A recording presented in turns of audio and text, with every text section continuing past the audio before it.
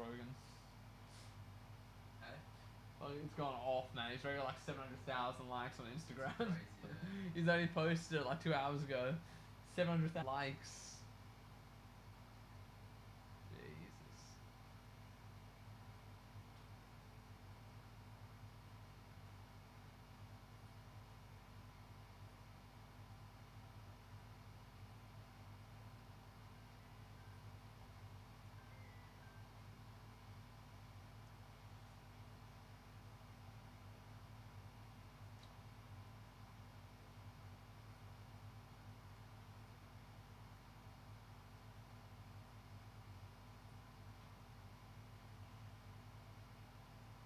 Alright. Very good. Oh, we're good? We're good. Awesome. Might just change this to fan now, eh? Yeah. It's fucking freezing. That's nice.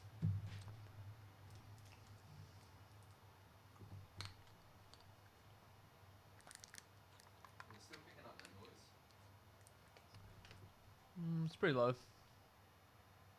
I think that's fine, that low.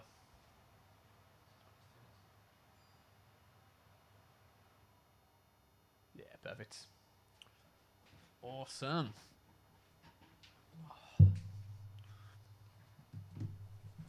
Oh fuck! It's actually fucking icy in here today. You don't feel cold? Yeah, it's not too bad. 22, I think, max. So. Yeah. All right. Is it multicam? Oh, Alright. that'll do. Yeah, that's good enough. Sweet. Do we have a double up there? That's just the chat cam on that side, isn't it? Oh yeah, that's Nice. what's it called? On Kick. Kick's Oh, been nice. doing alright actually recently. Yeah, I have kicked myself. What's the sort of vibe? Is it It's kind of like- like a it's Rumble type thing? Kind of. It's like the counter to Twitch because Twitch has been hell fucking.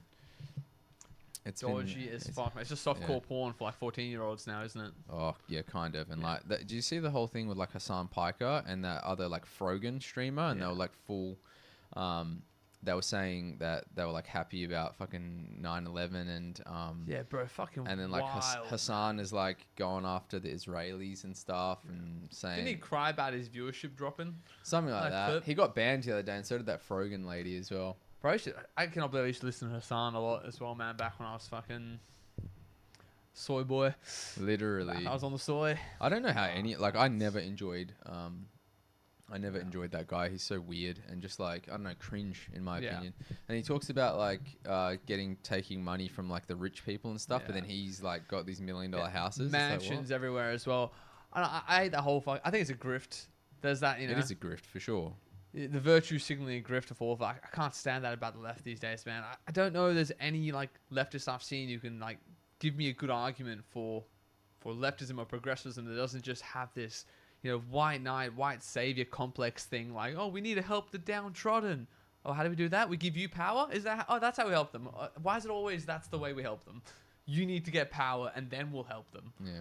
Right, why don't you just go help them now instead of making like fucking millions off like, you know, selling solutions to impressionable teenagers? Hassan, piece of shit. Dude, did you watch that video I sent you about Rhodesia and what happened in Rhodesia with that quote that I sent you? I think I saw the quote, but maybe Oh, explain man. it. Rhodesia was, I don't know the full extent. I kind of listened to it. It's a bit scuffed actually to talk about because it's like when the British went to, I think it's now Zimbabwe, but it used to be Rhodesia.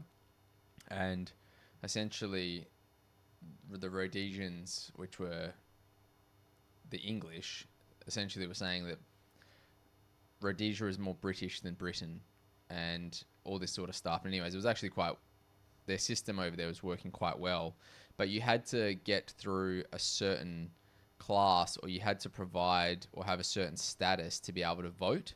So it was this weird dynamic where you had to be of a certain standard to be able to participate in the politics and actually be involved in developing the infrastructure and stuff. So But I don't think that's a bad idea at all. I think there should be a few more freaking hoops to go through before like you get to shape the society for everyone else around you. yeah, There's gonna be some disqualifying features. For God's sakes, like I've seen people on the left say that if you come here as a freaking like literal illegal immigrant, if you come here without any approval, you should still be allowed to vote in elections. What the hell is the point of citizenship then? What's the point in paying taxes if, like, you can pay taxes, yet your say on how the taxes are spent is as valid as someone who's never paid any taxes?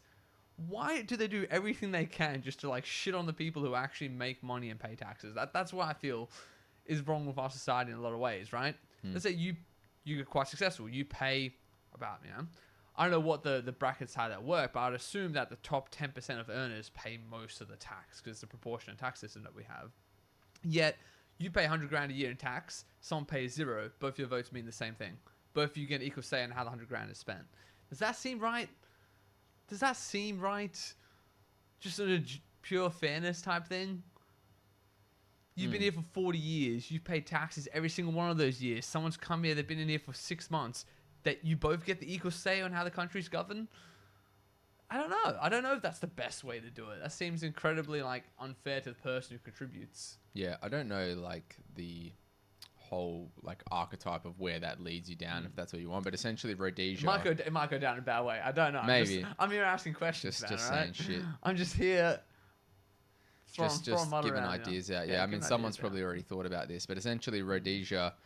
There was the Brits started to claim that there was like is it classism? Is that what it's called? So essentially, India has a lot of that. In India, there was you could be untouchables as part of the class. Have you heard much about India's? No. Oh, mate, but let me finish that. We'll do a full aside, a separate full episode, and I'll research into that. It was very fascinating. But carry on. So essentially, the Rhodesians, because it was a lot of white European influence on it, Rhodesia was like really advanced as opposed to the rest of the surrounding countries in Africa.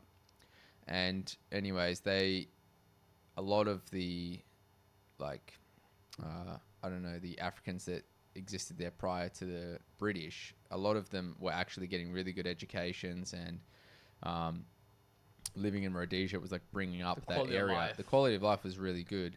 So essentially what happened is that the British were saying that it was like a racist country because the white people, it wasn't just white people, there was black people there as well that could vote, but you had to be of a certain status to be able to vote. And what influenced the status? It wasn't like what family you were born into or anything like that? No, it was nothing to do with like the color of your skin or anything like that. And it wasn't anything level about of income, yeah, it was like ownership? income or like land ownership, stuff like that. So that was what influenced you being able to make decisions and vote.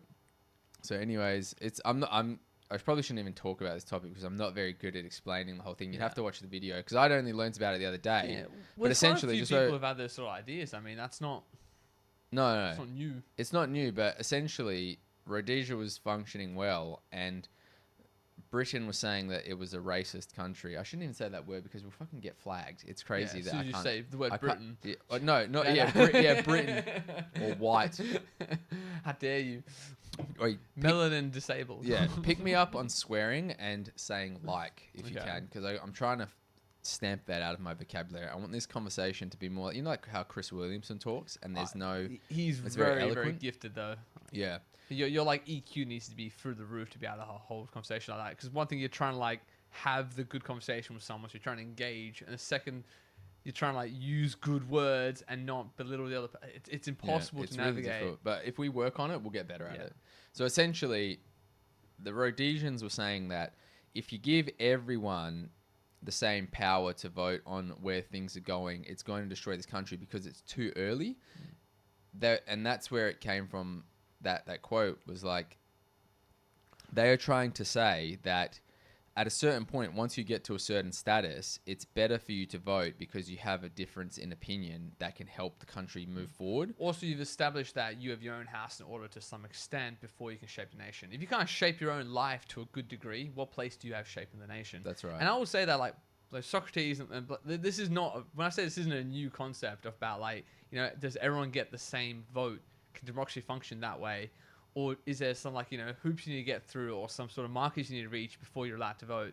That used to be like the norm of what democracy was. It wasn't like everyone votes and everyone contributes the same to like the way the country's governed. I think it used to be landowners. I think in America, if I'm not mistaken, you have to own land to have the right to vote. Australia had a similar thing as well at the time. I don't know if that's the worst thing possible. I think having some prerequisite where you have to demonstrate that you at least have your own life in order, that you're at least successful to some degree, before you literally get to pick who governs us. I don't think that's a bad thing at all. Yeah. I don't know how it'll work. So essentially what happened there is that they were saying that because of that classism, that it was a R-word country.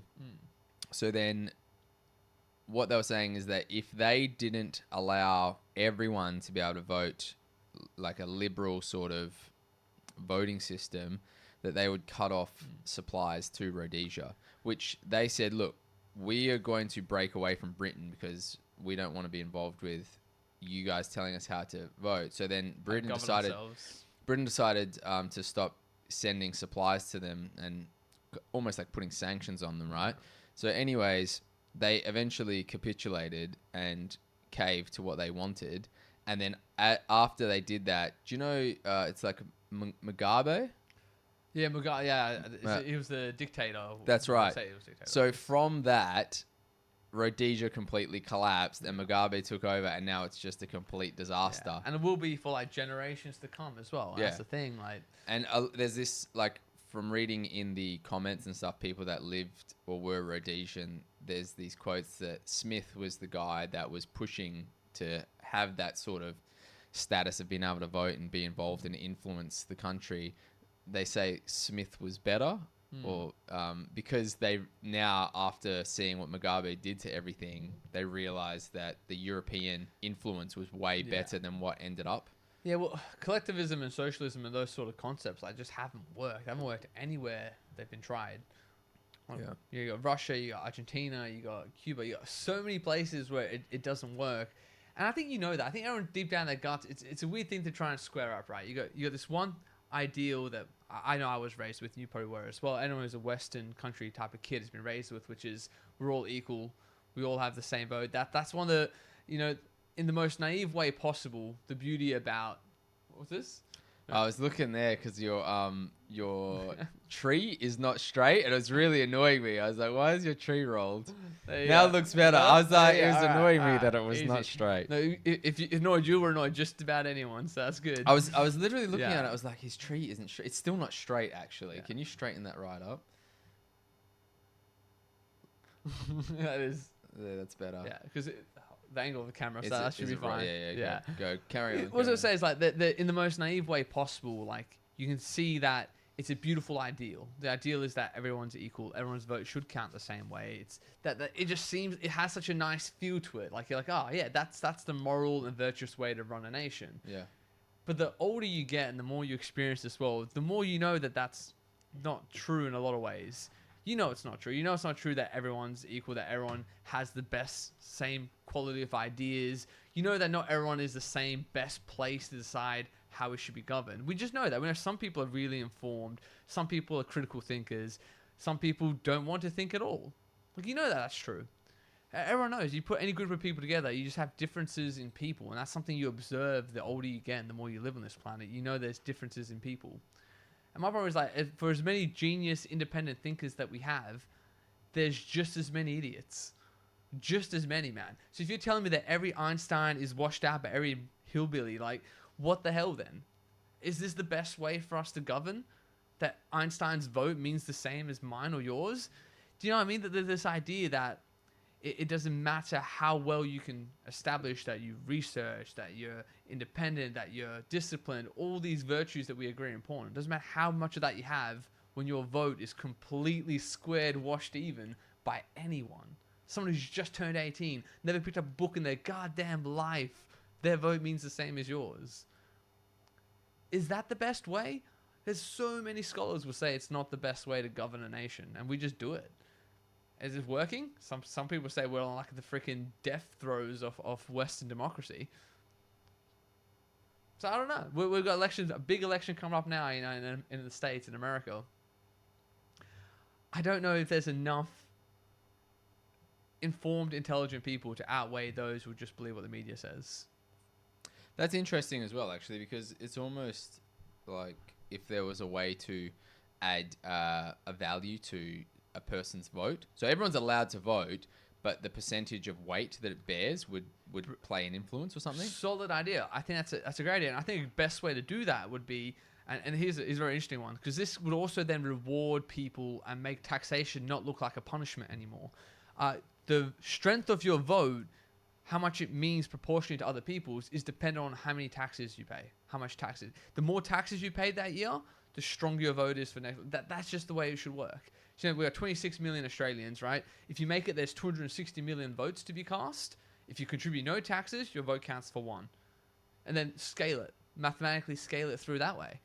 Whoever's lived here the longest, contributed the most financially to the running of the goddamn country, should have the biggest say on what happens. Not the sole supreme say. So we're not saying dictatorship or autocracy. We're just saying a slightly bigger proportion of the vote. And then you won't be so pissed when you pay 40, 50% of your money in taxes, because at least you go, okay, well, at least I get to choose where these are spent a bit more than someone who didn't pay. That's actually not a bad solution. idea, right? That's actually not too bad of an idea of giving a weighted value to. I guess it's interesting to tie it to tax, because just because you pay more tax than someone doesn't necessarily mean that you have a better insight or view or knowledge base on where the country's going. But you are funding how the country's governed, so it's your money. More of the money being spent by the government is yours, so you should have more of the say. And sure. You're spending more money into paying tax, but that doesn't necessarily mean you have the right ideas on where you should influence. But it's more fair that you get to have a stronger say on where it goes. That's all I mean. It would be more fair that you have a stronger say on where it's spent than someone who's contributed nothing. So what do you think about these large companies then that don't pay tax? Because then they would have no say, right? Brilliant. And that's what's fantastic. That They is would have no interesting. say, and then they would actually not benefit from decisions that are made by the government, and that's how it should be. If you are a company, Australian-owned company that does pay its corporate taxes properly, that does put the money back into the system, then you do get to say a bigger say on how the country's governed. And then there's an incentive in there for them to actually pay their taxes. That is actually You've added an incentive. Right now, there's no incentive. Tax just feels punitive, like they're just stealing from you. It's theft, man. I paid a fuck ton of taxes. I still almost got thrown out of my state for not taking the 3rd jab. Do you know how unfair that felt? It was incredibly unfair. I have people who depend on things like pension or depend on sort of payments, and they get their benefits slashed, whilst I'm paying more and more than I've ever paid before of taxes. My family members who depend on these benefits get less and less. That doesn't feel fair. Let me keep that money. Let me give it to them. I'll do you know what I mean? Like, I'm putting more into the system, and I have less and less say than I've ever had before of how it gets spent. That's not good. That breeds resentment. So we need to fix that. And that's a great solution, what we just came up with there. I think that could work.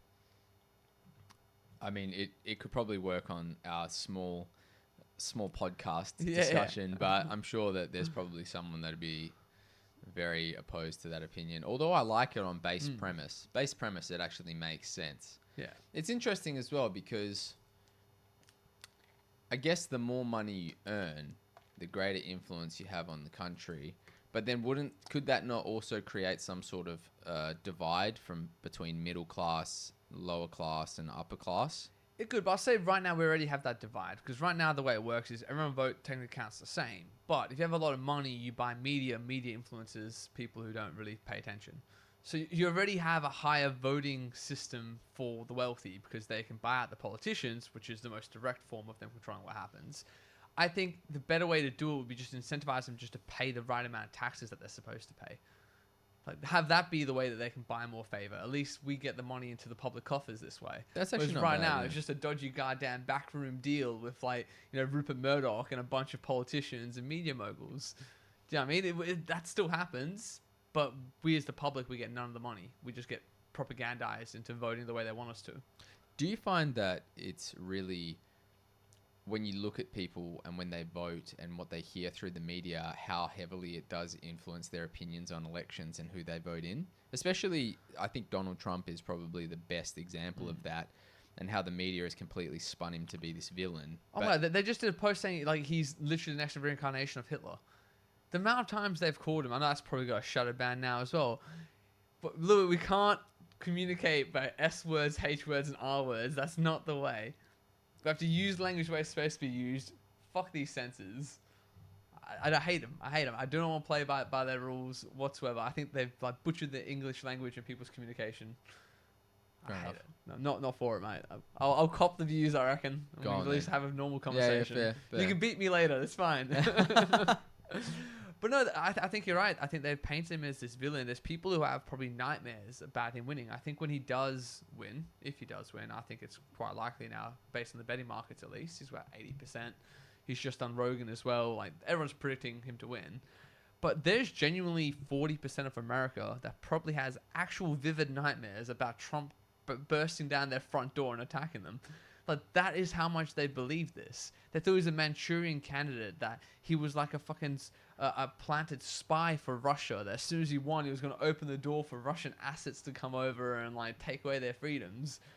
But the people in the media who fooled you into thinking that, if you're someone listening right now who does think Trump is this massive threat, the people who've tricked you into thinking that Trump is your real enemy are actually your enemy. They're the ones coming through trying to push digital IDs, 15-minute cities, vaccine passports, all the stuff we saw during COVID. And I told you, that made me a conservative for a reason.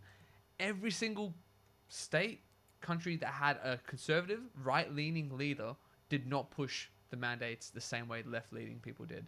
Progressive leaders were the absolute worst during COVID. McGowan here, Ardern in New Zealand, Trudeau in Canada, they were the worst. They were seizing people's bank accounts for protesting. They were tracking you using the fucking COVID signing in apps. Those were the people who take away your freedoms, and they're all on the left. But like, if you ask most leftists, they'll say that Trump is the threat to their democracy. Not like the freaking Rupert Murdoch, Bill Gates moguls who own all your media outlets and tell you the same talking points. Do you know what I mean? It's like they've completely flipped it. So to answer your question, it's worked insanely well. The media propaganda is done top-notch job. I almost can't be mad at it. Brilliant. Good on you. Does that make you think that the people that you discuss politics with that do just take their information from what's fed to them, does that make you look at them as not like down, like kind of look down on them, because you're like, you have just been psyoped by the media, whatever they've told you, and you haven't put any effort into looking into the truth and validity behind the claims themselves? I'm probably come from a really unique position on this one, because I used to be part of that group. So I have this humility around myself still when I talk to them. I see them a lot in in my sort of social circles with people I respect. I know that they're intelligent people, but during COVID was a perfect one where I had someone who literally said to me like, "Oh, can you believe Joe Rogan's taking ivermectin? That's a horse dewormer." And they were a smart person, man. They weren't scientifically illiterate or anything like that. And I could show them. I'm like, no, look, this has been around for so and so long. It won the Nobel Prize. It's been used as anti-parasitic in humans. And glaze over. There was no way they could just go, oh, maybe the media lied to me. So the way I see it is that I feel for them.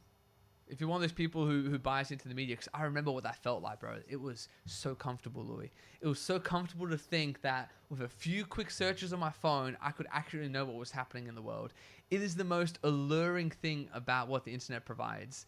It's not that, you have to spend much effort to find the lie. You have to spend effort to find the truth. So once you think all these things are lying to you, you get this sinking feeling where you're like, holy shit, what else are they lying about, man? Are aliens real? Did we ever even go to the moon? Like, is Russia really our enemy? I don't even know. I know nothing anymore. So to give up that comfort of thinking you know what the world is and accepting that you almost have to start again, I don't belittle anyone who's not willing to make that sacrifice, because it feels like a sacrifice. I felt like I died and had to get reborn, bro. I was like, I had to phoenix when I let go of the leftism that I used to believe in, because I was like, I can't trust anything these guys say anymore. What is the truth then?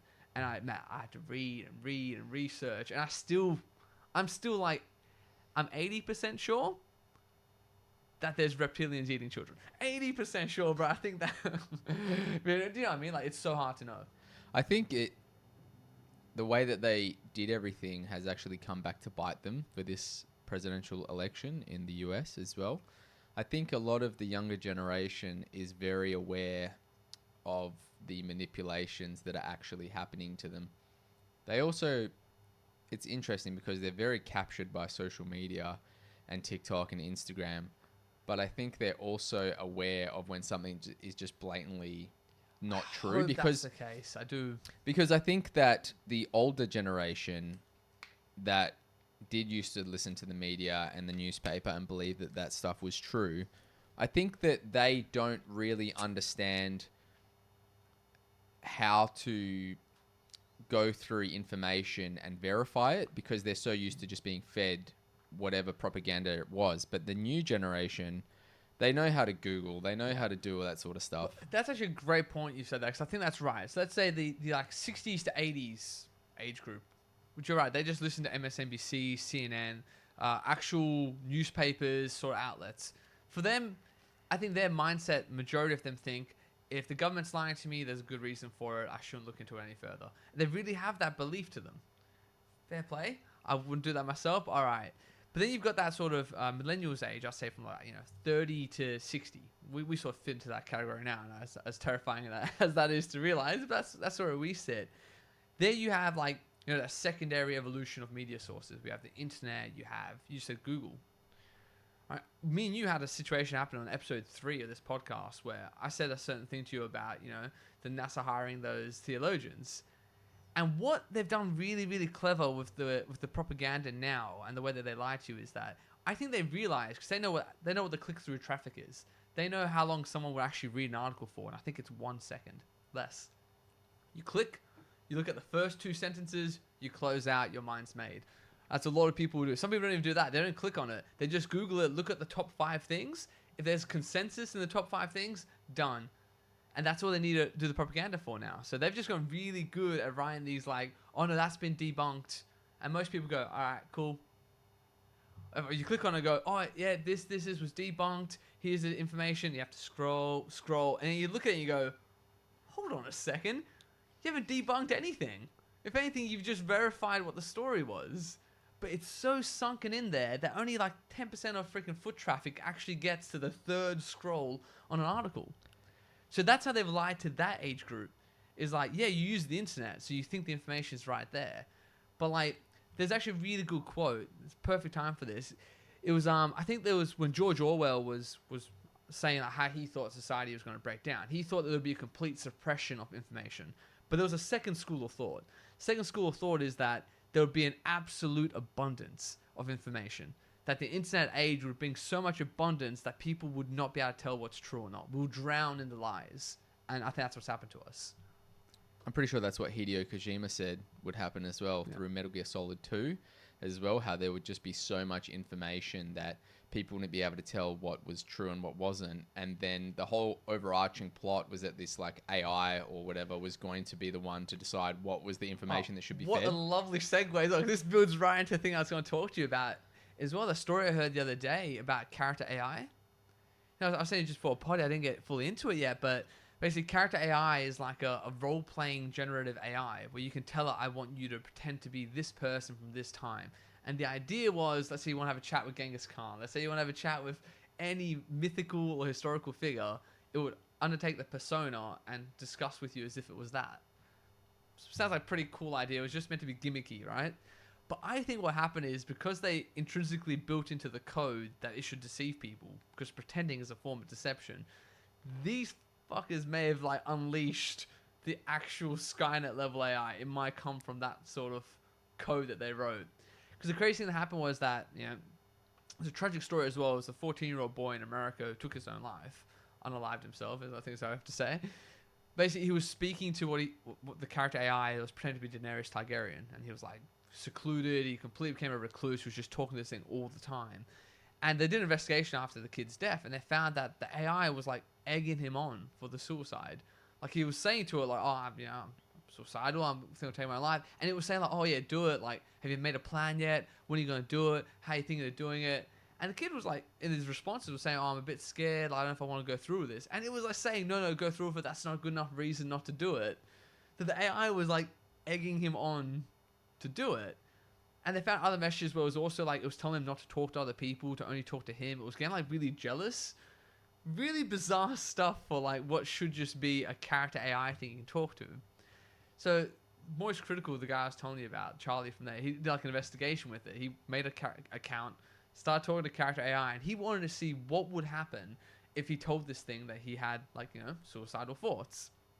So he's talking to it and he says, I'm thinking of killing myself.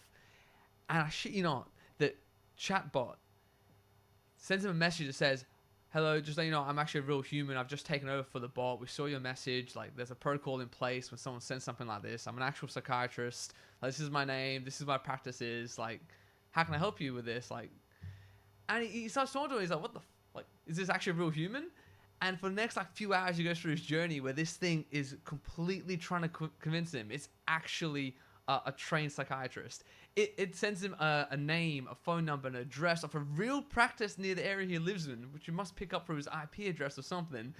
And really, he has to go through all these steps. And at the end, he almost even believed it himself that he was actually talking to a trained therapist. But it was still the AI. It was still the character AI. How did they know that it was still AI though? Because I think then he may have even called the place that it was given him, and they were like, "No, we don't have any presence online. Like, that's not." And then he ended up doing an interview with the actual guy who made the character AI thing, because they did a full investigation afterwards. And the creator of the code was like, "We never intended to do this. We have no idea why it just did that." Dude, that's crazy. How insane is that?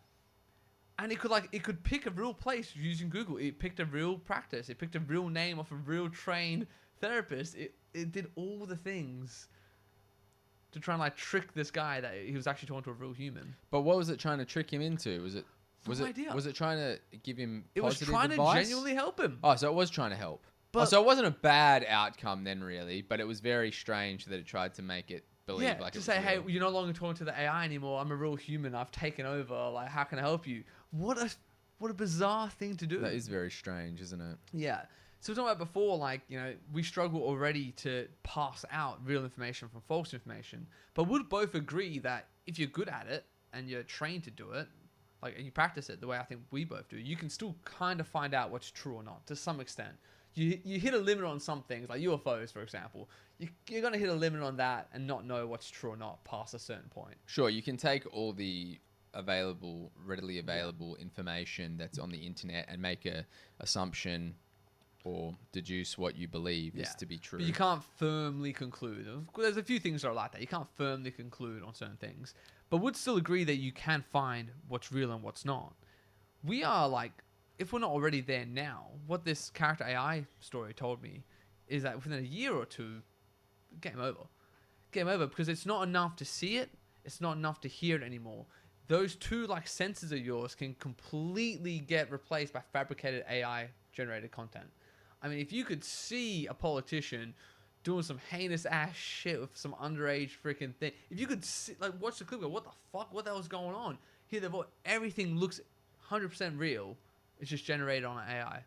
What happens then? What happens then? Yeah, it's hard to say what's going to happen. I'm not really sure.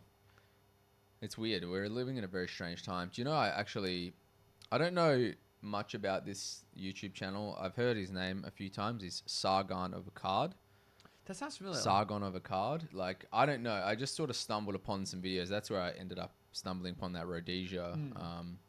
Just deep dives. I don't really know what his whole backstory is, to be fair. I was kind of just listening, but there was an interesting part where he was talking about, you know, dystopian futures and stories like 1984 and stuff, and how that you don't really see much of that content coming through or movies based on that these days. Holy shit, you're right. There's been like almost a suppression on releasing that. You'd think we'd have more of that now than anything else. Yeah, well, the premise that he was sort of implying as to why that's happening is because we are currently living in it. So you can't make dystopian future content that's current because it's too relatable to now. Yeah. Which is why when people think about, oh, it could be like that in the future, but when they watch content like that, they think to themselves, that's actually what it's like right now. Yeah. Well, that's what terrifies me a lot about this is that, let's say what I just told you in a year or two is that any content that you see, you can't trust what your eyes and ears are seeing anymore. So what can you still trust? Well, you'd say to me it would be the real presence of your senses, the ever-presence being of Louis. Like, that's what you still trust. I was there. I know I was there. So you trust your memories. That's getting a bit dangerous as well.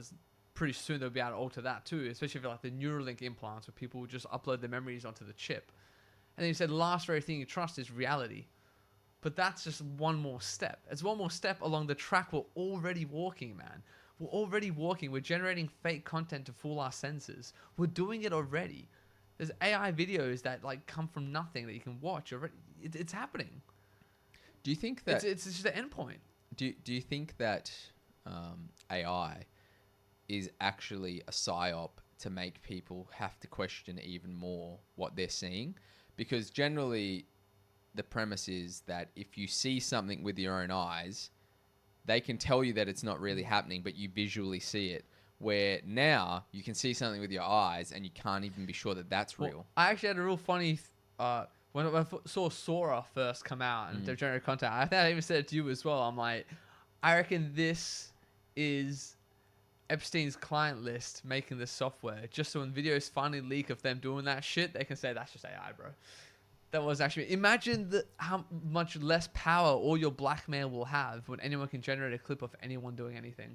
I reckon you'll see all these politicians start snapping out of it and acting like real people again as soon as this technology gets a bit further. Yeah, I don't even know what to think about anything anymore, to be honest. When I think about literally even speaking to people, it's hard to tell if you're even speaking to a real person. On the internet for sure. Even in person, impossible. you speak to people and you're like, man, if there's people out there that have hidden these dark parts of themselves for so long, how do you know that you're actually talking to a genuine human? Yeah. I know you're not talking to someone who's literally just been like funded by like some deep state government to guide you in a certain direction. Well, there's really funny questions on consciousness as well, which is that like all you really know is that you're having a conscious experience. That's it. Everyone else around you, you have no fucking idea what's actually going on for their head. Solipsism. Yeah, right? you could literally be the only human that there is.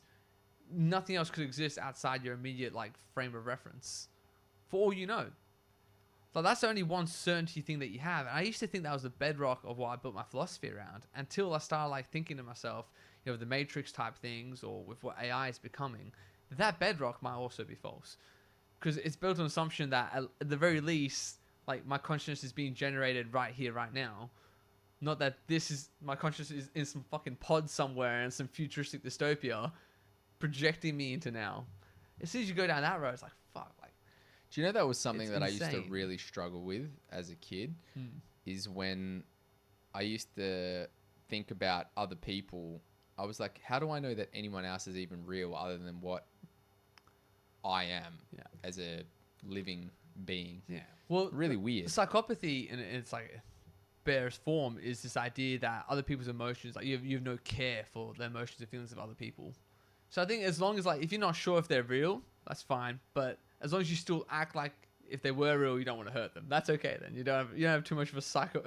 Nah, it was you don't more, have a psychotic problem. No, not like maybe I'm a psychopath. No, I mean more in the fact that it used to scare me that I couldn't tell if other people were actually real. Yeah. I don't know why, but that was when I was a kid. I always had this feeling of aloneness, because how do you know that anything outside of your own mind is real? That's true. I don't know. After you mentioned that, I was like, oh yeah, that used to really frighten me. I've seen that meme as well, where it's like when you're helping out with like the special ed class and one of the kids says, "Wake up." It's like, dude, that's fucking hilarious. and one of the kids stops banging his head for a second just to whisper in your ear, "Wake up." And he's like, "Wake up." Dude, that's nuts. I don't know. You only really just reminded me about that feeling. I remember I used to really freak out about that. Yeah, it's an intense question that doesn't really have an answer either. I mean, death as well. Death used to really frighten me. I used to be like deathly scared of dying someday. Those two things, for some reason, is one, how do I know that anything outside of myself is even real? And then two, I was just insanely afraid of dying. Only when I was a young kid, though. Really strange. Is it weird that like I don't know if it's an evolutionary measure that when you hit these sort of years that we're in right now, like that part of your brain just sort of switches off. Like it stops worrying about those things. Yeah. Is it? Hopefully, it's the closer you get to it, the less you worry about it. Because that'd be fantastic. That's what it feels like. I don't think really about that at all anymore. But I just used to remember mortality was very something that I was very scared of, dying. I don't know. Yeah, the next great adventure they call it. I wonder if other kids or other people. It's an actual thing that boys in particular, maybe like teenage boys or young teenage boys have a. It wasn't even when I was a teenager. It was like when I was young. very young. I must have been like 8 or 9. Man, you must have been a depressing kid to be around, man. I wasn't. What's real? What's real? No, not in the sense that I would go around and talk about it, but I would ask. I think I do distinctively recall asking, like my dad or my mum, like, how do you know anything's real? What'd they say? Do you remember? I can't remember. I just all that you reminded in my head is the feeling of dread that I used to get. Like, you know, when you used to think that the people inside of the TV used to be real or something, like alive, they were like Yeah. alive or something. Did you ever have that thought? No, but I will now. Like when I was a kid, Those ones are. yeah, those two there. I used to have this like imagination that like when I was scared at nighttime as a kid, I'd be like, oh, it's fine. Like if I was watching Ninja Turtles, like, oh, they'll come out and they'll save They're me. just sitting inside the box, man. Yeah. They're just waiting. Yeah, they're waiting to Yeah. say like that sort of thought. So then the rest of it was when you'd hear that, oh, they're obviously not real. They're just cartoons. Well, what if everything else that you see is not real? Well, what would it mean to you if it was that you were anyone who was real? That you're just in like, because Matt, my friend Matt had a really good idea for me as well. That the idea, think of it this way, like you are an immortal being that projects itself into the consciousness of your human life. So when your life ends, you go back to that like, immortal being that you were, and then you just live out another life as another human. And it's all about just gathering experience. So I think that there's a actual short story that's written on this. I think it's called The Egg. It's really fascinating, but the idea would be that every person who's alive on the planet is actually the same conscious being that like projects itself to experience mortality. Like if you were immortal and you were just absolutely bored with yourself, you'd want to experience mortality. So you project yourself into a living creature to experience what it is to have a short, finite life. That makes sense. It's exciting, it's ups and downs, all the rest of that stuff. But what if you were the only one who was conscious and everything else is just like, it manifests as you interact with it? How would that really change how you live? I don't know. Would you still try to do the same things that you do? Because a lot of people tell me that, you know, manifestation, like maybe if you believe something good will come, that makes it more likely to come. That seems like the same sort of thing. If this whole thing's being generated as you interact with it, doesn't seem to change much, does it? Just trying to help you get over the fear of it, because even if it Well, I was don't have the true, fear anymore. well, you will now. Now I will. Now the fear's back. Shit. Nah, but I'm not really afraid of that anymore, but I definitely remember being very afraid of that as a kid. Because it made me feel alone.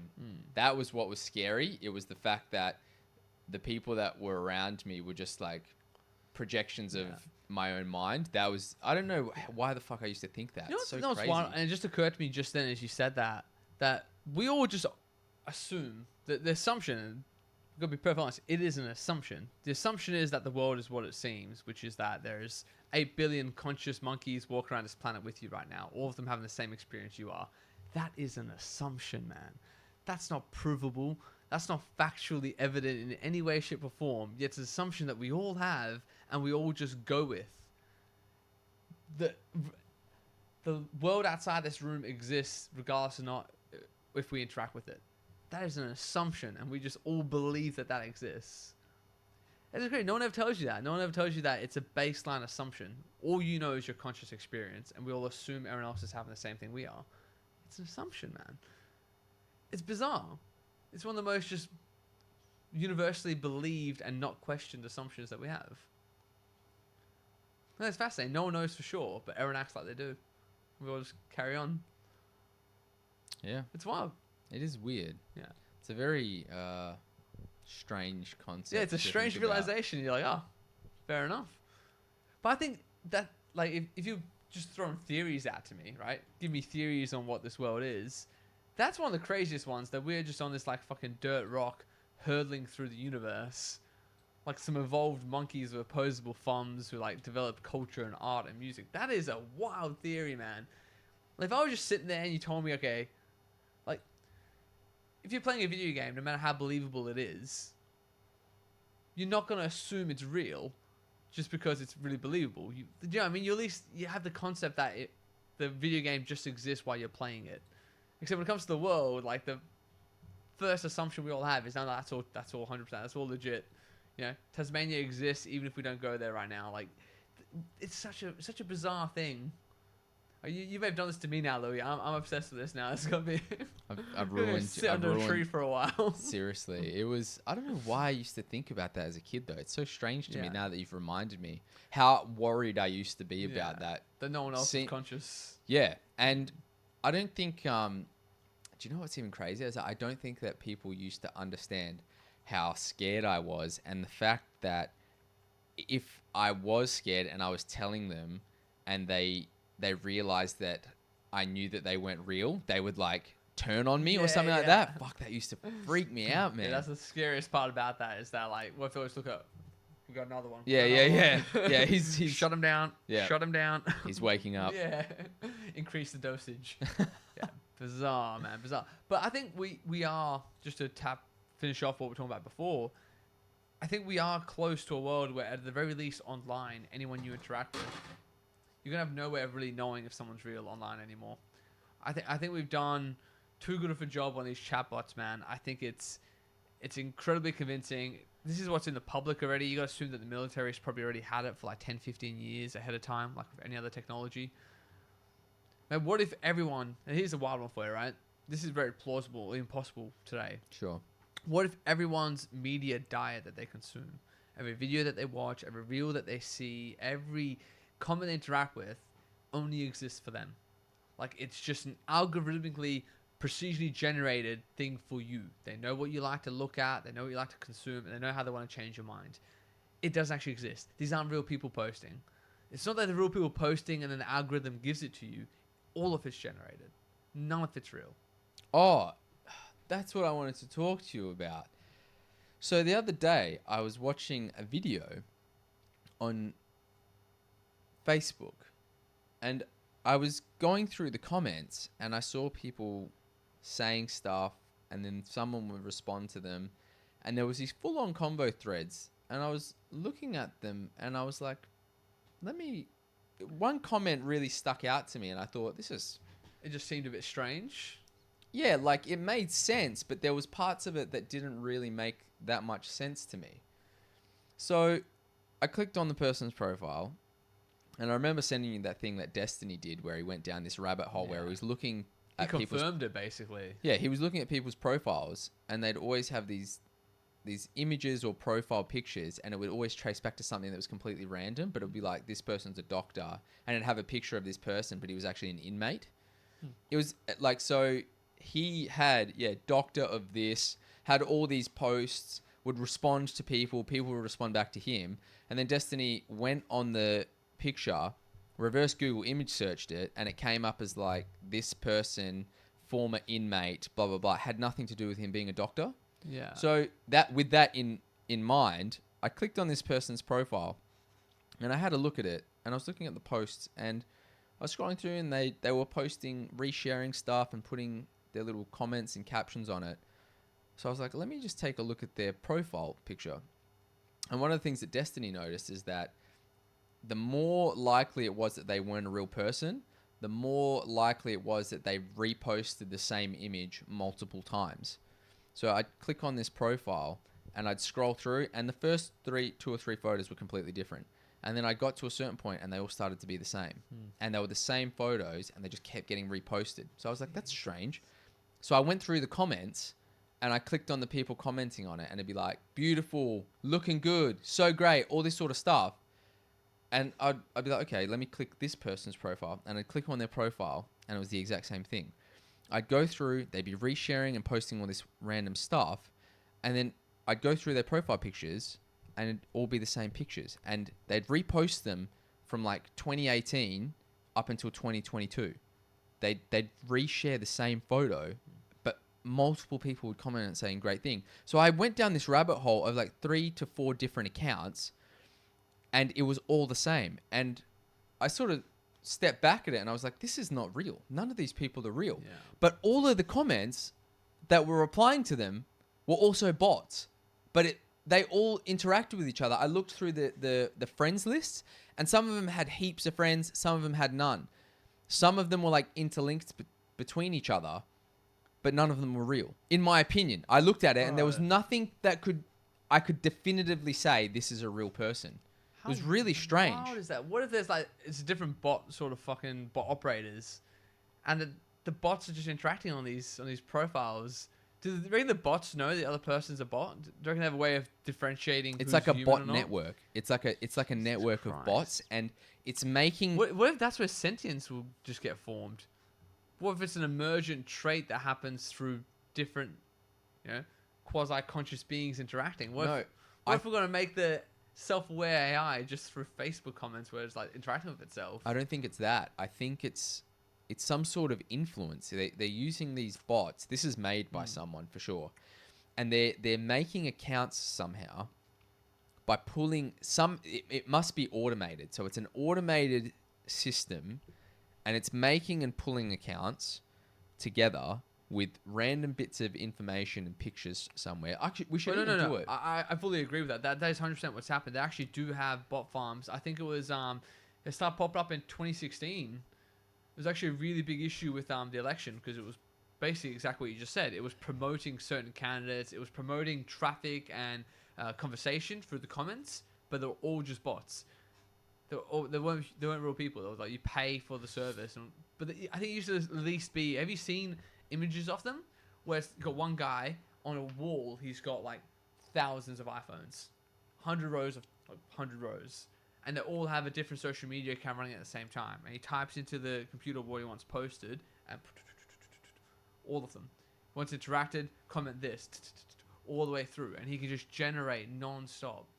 And like China uses it, I know Russia uses it, US military almost certainly uses it. Yeah, it's advanced propaganda on social media. It's been legal. You can find, it's insane to see like I think a good Chinese social media bot farm. If you want to put that in and find out what these things look like. Yeah, that's at least one form of them. But now I think AI is getting so close that you might not even need that anymore. Used to be one guy operating 100 or 1,000 or 10,000 different accounts, and you have an algorithm. It would say odd numbered accounts post this on this day, even number accounts post this, and kind of do it that way. So that's probably what you were seeing, which is like why they're all sort of sharing the same thing, like on a loop. But what I don't understand is that the comments that they were making was on this really random meme video topic, but they were all. It was like all responding to it. I just can't understand why they would be doing it on that particular topic. You did see it. So maybe it's all about getting human eyeballs. Because if the real currency is human attention. And the wild thing is that, do you know that Spotify and like YouTube, X, all the things that we stream on right now, they actually have really advanced ways to track what is a real view and what's a bot view. Because when they have to do payouts for advertisements and stuff like that, they can discern who's a real eyeball that's seen something. And man, it's like 20%. 20% of the views on anything you've seen is real. Only 20, if that. Okay, it's getting worse and worse by the day. 80% of your views, 80% of the comments, 80% of any engagement you're getting is not real. If you even just have 2 or 3 real people tuning in something like that's good. You have real eyeballs on there. That's very rare. Yeah, I find it really strange. Because if you think about what the internet felt like when it first came out, it was beautiful. It felt alive in this really adventurous sort of way, and you didn't know what you were going to stumble upon, and it felt human, right? It was something you jumped on. It was really cool, this very interactive, connected world, and then you would jump off and go do real life. But now you go into the internet, and it sucks your attention, and you have to try and escape away from it. Yeah, and you don't feel like you get anything out of no, it either. there's no benefit. But I have what is almost, I'd say, habitual. It's really bizarre. I have the same 5 sort of apps I'll check, and before I'm aware of it, there's a muscle memory that's in place. I'll check. You cycle through them. I'm like, hold on, why the fuck did I just do that? I don't remember making a conscious decision to pick the thing up, but as soon as it's in my hand, same 5 things. And God forbid I go down a fucking doom reel scroll, because then you can lose 30 minutes. You sort of come back. You come back to life, yeah, so and you're like, what am I doing? You came back up again. Yeah, human attention spans are not designed for 5-6 minute bites like that. It's really not. It is like dopamine inducing to all. It's so bizarre. Think of it in nature. What could you possibly ever observe that could be anything like that? Nothing. Nothing, man. What you touched on there, this is going to turn into a viral reel, I feel. But the way that you explain that, like when we pick our phones up, just out of pure habit now, we open certain apps in a sequence that is almost subconscious to us that's happening. So I'll open Facebook, check a couple of things. Nothing. I didn't get any dopamine from that. I'll check Instagram, check if I've got anything from that. Nothing. I'll open up Reddit. I'll scroll through and see if there's anything in there. And if one of them captures me, I'll just start scrolling. And then you wake up and you're like, what the fuck am I doing? Like, Yeah. how long have I been doing this for? Yeah, and it's so bizarre because they call it social networks, but there's not a single social thing about it. Like, you are just out. You're not in your life anymore for that 30, 40 minutes. You might send a few reels to other people that are quite funny, but there's something about it that, like, I don't know, like, you're not present. It's You weird. forget what room you're in. You forget where you are. You forget what time it is. Like, you just get sucked into this, like, pure frontal cortex. Just visual, visual, visual. And the videos you're seeing are completely different. They go from animated to real. They go from politics to humor to meme to... And it's just insane, man. It's triggering every part of your brain like you're in, like, a freaking MRI, and they're trying to stimulate you scientifically as much as possible, and that's exactly what's happening. And they're pushing the exact type of content that and the can hook you algorithm in. knows. It'll know, oh, he scrolled a bit too quickly past that one, we're losing him. All right, bring him something he likes, bring him something that'll make him spend money. And they move through all the things like that. There's some incredibly advanced technology at play to keep you staring at that screen. And I don't know how an average person is meant to fight back against, like, $1 trillion industry that's hell-bent on capturing your attention. It might be the fight for life. Have you ever tried to stop using this kind of stuff? Mm-hmm. It's really interesting for me because I find that I need it to make sure that we can keep posting content to feed into whatever this I is. justify it the same way, bro. I justify it the same way, and I hate that. I do the same thing. I'm like, no, I need to be across things so I can bring them up mid-potty. I'd rather we just use the paper and go through that way and, like, freaking... Well, that's why I wanted for us to go through but Reddit before here. we move past it, like you Sure. said, have I ever, like, managed to get myself off it? All the time. Like, every few months, I would delete all of them off my phone, and my God, it helps. It helps. I start doing better at work. I start sleeping better. I exercise more. Across the board, I am a happier, healthier individual. Same thing goes for porn. Like, anyone listening who thinks porn is harmless, porn is one of the fucking worst possible things. We just talked before about, like, you know, these reels aren't natural. There's nothing in nature that can simulate what you've just experienced. Porn's exactly the same thing. There's nothing about our evolutionary, like, trajectory that we've taken that can equip you to handle what you can see online right now. From the most gory shit possible, desensitizing you from violence, to the most sexual shit possible, desensitizing you from actual attraction to real human beings. It is disastrous, man. It might be the bane of our existence. I think if we do die out as a species and some aliens come here in, like, 20,000 years and try to figure out what went wrong, that's going to be one of them. The most distorted interpretation of a sexual experience possible, all the time, at the click of a fucking screen or the touch of your phone. That's insane, man. That's insane. It's hijacking a very primal part of your brain. It is as dystopian as anything else on the internet, I think.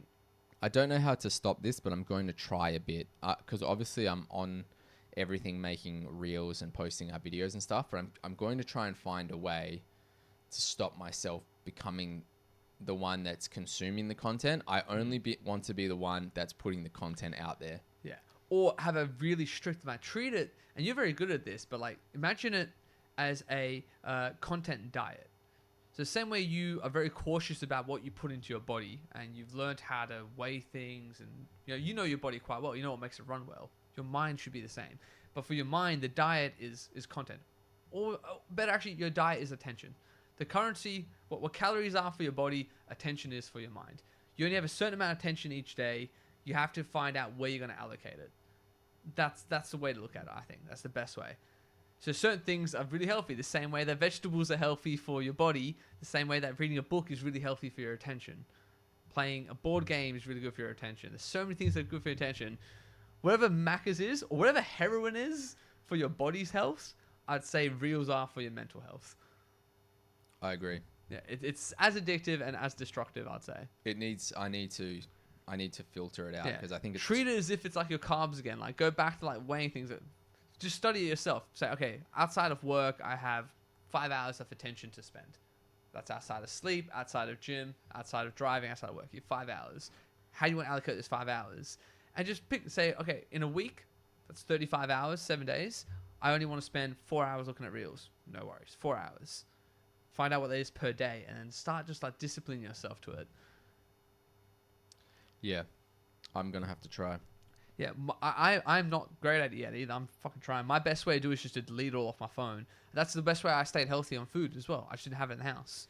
If I want to cut back on chocolate, don't have it in the True. house. Do you know what it'd be? Don't make me look at a freaking box of favorites and then go, nope, No, nope. don't do Ain't it. gonna happen, bro. I'm gonna eat that fucking box of favorites. Do you know what's interesting and what would be the most diabolical thing to do is that get one of those apps that restricts your time, but you know how it gives you the password to be able to do it, but you get someone else to set the password and then you cannot do anything. And the shame of having to ask them to give that to you earlier as well. It's just gonna be like, Is that the way to do it? Is that the way? There's something you can buy, and I actually tried this, and it worked pretty well. It's like just a circular little timer. So you press the top, you set it to what you want, 30-minute bits. So if I'm at work and I want to make sure I focus, I just set the timer, and that's 30 minutes, don't check your phone. God, that helps so much, man. Just 'cause it's 30 minutes, and I'm seeing it in front of my eyes, and I look at my phone, I'm like, itching to go. I'm like, no, I can see it in front of there. And then I reward myself, like 5 minutes, go for some reels, and then get back into it. That's been helping. But I don't know how outside of work. Imagine how addictive this shit has gotten that we have to do this. It sounds pathetic when we talk about it. But we're both disciplined individuals as well, bro. And I really struggle with this, man. I can't even believe it's a fucking thing. Dude, I know. I'm reading a book called Stolen Focus. It's really, I might borrow it to you after I finish. It's got a guy who's actually like a PhD researcher. And he started realizing what was happening to him with the phone generation. That his attention span was going to shit. He was checking his phone all the time. And he would talk to Nobel Prize winners, and they all had the same problem. Every single person, from the President of the United States to the Nobel Prize winner to anyone you can think of, no matter how intelligent, is really, really struggling with this. Because it's diabolically hijacking our brains, man. And it's doing it so well. It is. It's doing it so well. And I kind of hate it as well. So I love nothing more than if I'm going to the bathroom or in the toilet. I love nothing more than to go through them, man. There's some funny shit out there. There's some really funny people who made some very funny 6-7 second memes. I love it. But it's not good, and it's not productive, and it's not sustainable to have a human species that can't focus for more than 10 seconds. And that's what I love about the podcast. One of the best things about this is that it's a Saturday. I could just be on my phone, and I have not touched my phone, and we can discuss for like an hour or two. It's so therapeutic, man. It's so good. It's done wonders for both of our IQs. There's no doubt about it. Just because we're not on the phone, we're not looking at a screen. We're on a screen, but we're not looking at the screen. I know, it's so funny because it's so bizarre, right? We're literally sitting here saying we got to stop this content, Yeah, and then we're sitting here and that. making it as well. Yeah. But I think the part for me is that I don't mind being the one making the content. I just don't want to get sucked in and be consumed by it, which is this weird dichotomy, because then I'm influencing other people to get to where I'm trying to escape from. And there's this moral dilemma that you come to terms with, that if I am contributing to this sea of content that's sucking people's attention, but I'm also trying to escape it, isn't that kind of like being a drug dealer, but trying to get yourself not getting to high for your own supply? Yeah, it's a bit of that, but we talked about this previous episode as well, that there was some content you watched that fully changed your life, that got you out of some really bad places. We both agreed that content can be very good if it's done with the right intention. If you're trying to send a good message and someone happens to see it, that is fantastic.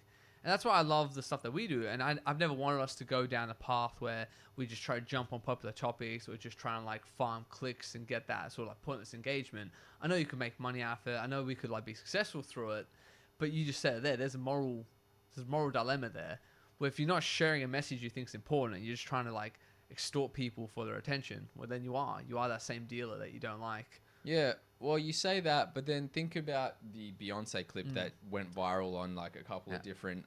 Great conversation. She might be a psychopath. I think it's worth discussing. Dude, it's crazy because that I clipped that video purposely to try and get people to view it. Yeah. Because at the time of our conversation, I was really intrigued. It really interested me. Still is, man. It's super interesting. It seems like there's some legs to that as well. Like, it's not just going away and being debunked. Like, people are finding more and more stuff. There's like stories of her from the Destiny's Child days where people are seeing signs of like some really like abusive type of behavior. Like, this is, you know, if someone is that type of person, they don't just become it overnight. They've been that the whole time and then just got power and influence and started exerting it. So yeah, and that video there, I don't mind sharing that because I was genuinely intrigued and excited behind the conspiracy of it. Yeah. But the content is just pure. I've had to use the methods that I understand that captures people to get people to actually just view the clip. Because if I had have clipped it at a different point, at a different part of that conversation, people would have lost interest immediately. You know what I love about this conversation is that, like, I've seen this conundrum pop up for other creators before. This guy I love watching, Verita Serum, I think is his YouTube name. Oh, yes. Very sciencey channel. Yeah, I've seen some of his yes, stuff before. yeah, I've watched. He had an episode where he actually just talks about, like, the stuff he has to go through, the team he has that just, like, is all about, you know, changing the title of his videos or, you know, manipulating the algorithm, all this stuff. And you see the video of him talking about all the stuff he has to go through. And he says it himself. He's like, I'm always stuck, like, trying to decide. Like, I want to give people good, engaging content. But at the same time, the first 6 seconds of any clip I do, if they're done wrong, we lose the attention span altogether. So seeing him navigate that, it's a really fascinating video. I'd love to send you a link for it. You should send it to me because I want to... Hey, Timmy, how you doing, big dog? Good to see you, man. Thank you, man. Yeah, I don't know. I'm torn between this make content to suck people in, but I think that here's the part, right? We're making content that I think is okay, but what I'm doing is I'm providing the content in a manner that captures your attention. Yeah. So I think there is a semi difference, right? There's content that's generated purely to suck you in and keep you scrolling. And then there's content that we are making right now that I think is actually legitimate, interesting conversations. And I'll take that and I'll put it in a 60-second reel to capture your attention to make you want to watch more. Bro, you know what just occurred to me? It's absolutely hilarious. Like, we're here making content. Most of the time, we're just trying to talk about, like, self-help things or things we find fascinating. Like, there's a genuine attempt to just provide what we think are interesting topics. And we're, like, going through this moral conundrum of, are we contributing to a problem of stealing people's attention? And we're trying to, like, rationalize it. Then you've got these, like, fucking thoughts out there jiggling their titties in front of a screen, not giving a fuck. Yeah, just like... Not giving a fuck about it. Never crosses their mind that they might be making a body dysmorphia thing for men. It never crosses their mind on any of that shit. Do you know what's interesting, I just love the concept that we're, like, worried, and then they're just laughing all the way at the bank. Well, there's guys that do the same thing, though, right? I know, but there's guys that put out particular content. content. It's a 9 to 1, surely. Well, sex sells, right? Yeah. It's way easier to sell, like, girls dressed in provocative stuff. It's way easier to sell that because there's a whole bunch of thirsty dudes. Yeah. So that's also the problem as well, is that it's not just girls putting that content out there. There's thirsty dudes that want to consume it. So you can't blame the girls, because if there was content out there that we could... Dude, meth dealers could make the same argument then, bro. I think it's true, though. I think that you are the one that seeks out the meth. Yeah. Meth dealers don't come to you and say, but here it is. Algorithms, as soon as you make the algorithm, like on TikTok, like you make a new account now, as soon as you follow any sort of male-related things, follow Rogan, follow sport, anything like that, you'll start seeing those half-naked thoughts. It will start popping, oh, man, you want this, don't you? So it's almost like a meth dealer that's actually knocking on your door, knowing that you're in relapse and going, hey, bro, come on, one more hit, come on. It won't be so bad. There is a bit more of an insidiousness to it because the algorithm is pushing it because it knows you're weak to it. Yeah. And that's what I hate about it as well. Because I hate using TikTok for that very reason. That's all the fuck that's on there, man. Do you know what's so interesting is that I don't get sucked into TikTok that much anymore. Yeah. I get sucked in really bad by Instagram. Yeah. I trust Instagram for some reason as well. It happens to me. I'm like, why is it? It flips though. Yeah. Because initially it was TikTok. Yeah. But my algorithm was that, like, positive self-help stuff. That's what helped me escape the Fat Louis saga. Yeah. And it was all through TikTok, where now it's flipped and I'm scrolling through Instagram all the time. And I don't really open Shorts it. Gets me as well. I don't use Shorts at all, hey. It's only Instagram I wish they that didn't gets have it me. on there, because I like going to YouTube to find like 10, 15 minute long form content. And then I'll slip back into that again. But chat, does anyone in chat, shout outs to the people tuning in on all the platforms, by the way. Cheers, guys. Do you guys feel that you get sucked into what platform do you think sucks the most attention? Is it TikTok, Instagram, what's your like attention YouTube, content type thing, and Snapchat? What's stealing most of your time? Yeah, I've never Snapchat. Luckily for me, it's never been. I've never had a generational thing. I wonder, like maybe. Just, Snapchat, I don't really get sucked in. Shorts, I don't. I only generally ever go to YouTube for long form content, so Shorts won't get me. TikTok is pretty much all short form content, so it can, but I don't really enjoy it as much as Instagram. For some reason, Instagram I really enjoy. It really gets me. I hate that the concept that it's just this algorithm that they've designed that sends you the videos for those ones, right? You don't have to search it out. That was such a brilliant, having like the endless feed was such a brilliant marketing idea to keep people hooked. Yeah. Because there's always the next one, always the next one. Because You you don't used like to- this one, there's the next one You used right to get. here. Do you remember getting exhausted watching something? Yeah, having to find something to watch was the worst. Yeah. What should we watch next? Oh, hold on, no. Like you almost just don't want it to be your decision anymore, so you abandon it to the algorithm, right? And because they're such short clips, you're like, if it's a shit one, who cares? There's another one coming. I can just go like this. But then like lowest common denominator, man. Like there's no part of it is really your input, what you want to watch. It's just trying to go, oh, what caught your eyeballs? And, the idea of those, that your camera as well, your front-facing camera on your phone is actually looking at your eyes and seeing where you're paying attention and how long you're looking at stuff. But there's like database that crunch this stuff down just to make the most pure, addictive form of feed for Louis. It's like we're freaking animals in some sort of fucking grotesque farm that's trying to fatten us up, and they're like purely tailor-made for the worst bits of your brain that can't stop looking. Literally animals with shoes on, dude. We're back. Politics X, mindless videos, metaverse. How you going, Timmy? Tim, welcome, brother. Yeah, look, I on YouTube, what I love about my YouTube feed is I can pick which ones I want to watch, but I do get caught a lot of political news, especially heading into an election. Like, I watch a lot of Tim Pool. There's a lot of like freaking, what's his name? Matt Walsh as well. But that's good for me that he talks about the news in a way that's like, 30-minute segment or something. As I'm driving to work, I can listen to it. Yeah, I don't really get too sucked into like the politics kind of stuff, really. Also, I wanted to. So we said that we were going to talk about more stuff, just pivoting now, local things. So the only way I could think of doing local thoughts. Let's find some local thoughts. Like the only thing I could think of is going through the Perth subreddit and just looking at beerflation. Bro, just inflation in general, right? I went to Whitford's Brewing Co. just the other night for like a quiz night.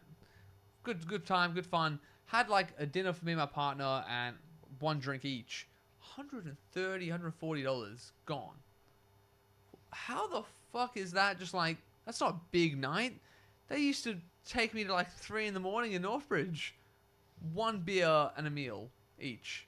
It's crazy. $140. It's crazy. And you think you get, everyone's got a bit of a raise. They've done the help with energy bills. The state government's help with it. No, man, they've not done shit to actually help you. If your one pub feed costs like 4 times what it used to, we're in trouble.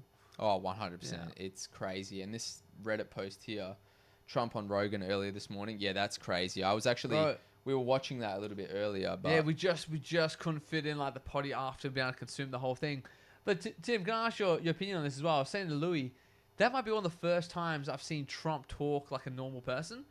And I didn't think he was capable of that sort of actual level-headedness. I'm sure his team's told him when he goes on Rogan to strike that balance because there's a lot of like independence. What about on Andrew Schultz's podcast? It was good as well there, but he was still using his bombasticness was still there. Yeah. But Rogan, I don't know, it was just a completely different, chilled out Trump where I'm like, for the first time, I thought, if you have a chat with him with no cameras, this might be what he sounds like. But it wasn't as ladsy. Like Andrew Schultz's podcast was a bit more ladsy, funny. Yeah. Where with Rogan's, it wasn't. Rogan's is that deep and philosophical. Yeah. And it was strange seeing Trump enter that space because I don't think it's his wheelhouse necessarily. I think he's so much of like a doer and like a high achiever. I don't think he sits much, smokes a bit of weed and thinks about the freaking like universe the way Rogan does. Yeah. And I could see that bit like playing out. Rogan's like, what did it feel like?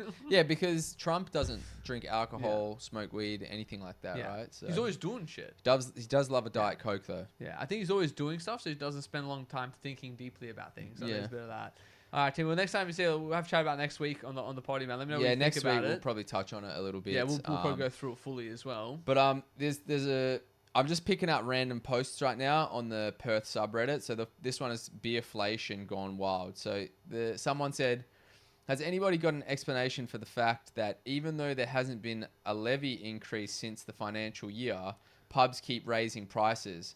The station in South Perth raised the price of their Battler Hazy from $14.50 to $15.50 in the past couple of weeks.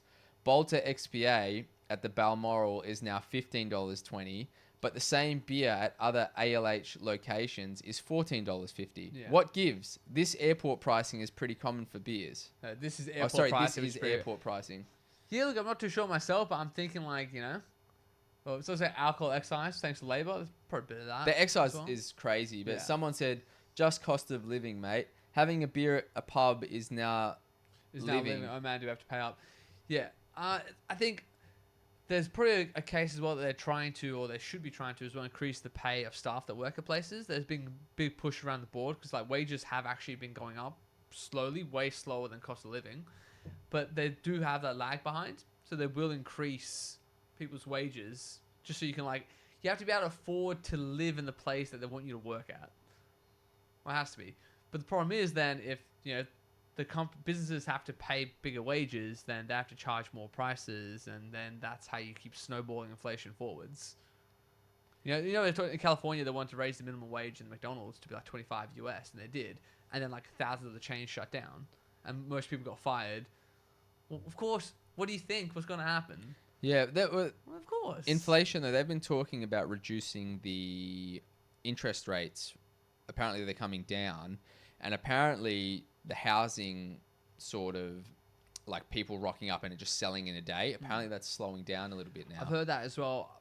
But at the same time, I saw a thing as well. I sent you the clip to that. The guy was talking about just how many mortgages should be under extreme stress right now, but banks have been like quite forgiving. They're not forgiving the actual amount, but they say, okay, you can't pay us all for now, just pay what you can, and they're letting people's debts build up. Right. And then I think that what they do is, let's say you've had your mortgage for 10 years, right? On pretty low interest rates. Your mortgage just went up, you can't afford to pay it. What the banks are doing, and this is fucking so evil but so genius. I hate it, but I respect the graft, man. I respect the grind of the business suits who made these decisions. They went, you can't afford to pay us what you owe over the next 20 years. Let's just reset it to 30 years. And then it'll be less for you a week. And then people think the banks just help them. Oh, wow, well, that's so cool. Yeah, let's do it. Now you're going to be paying your mortgage into your 60s and 70s. You might never pay off the house now. The banks just made a killing off your back again by extending your mortgage. But you think they're doing you a favor because your fortnightly payment went down. Genius.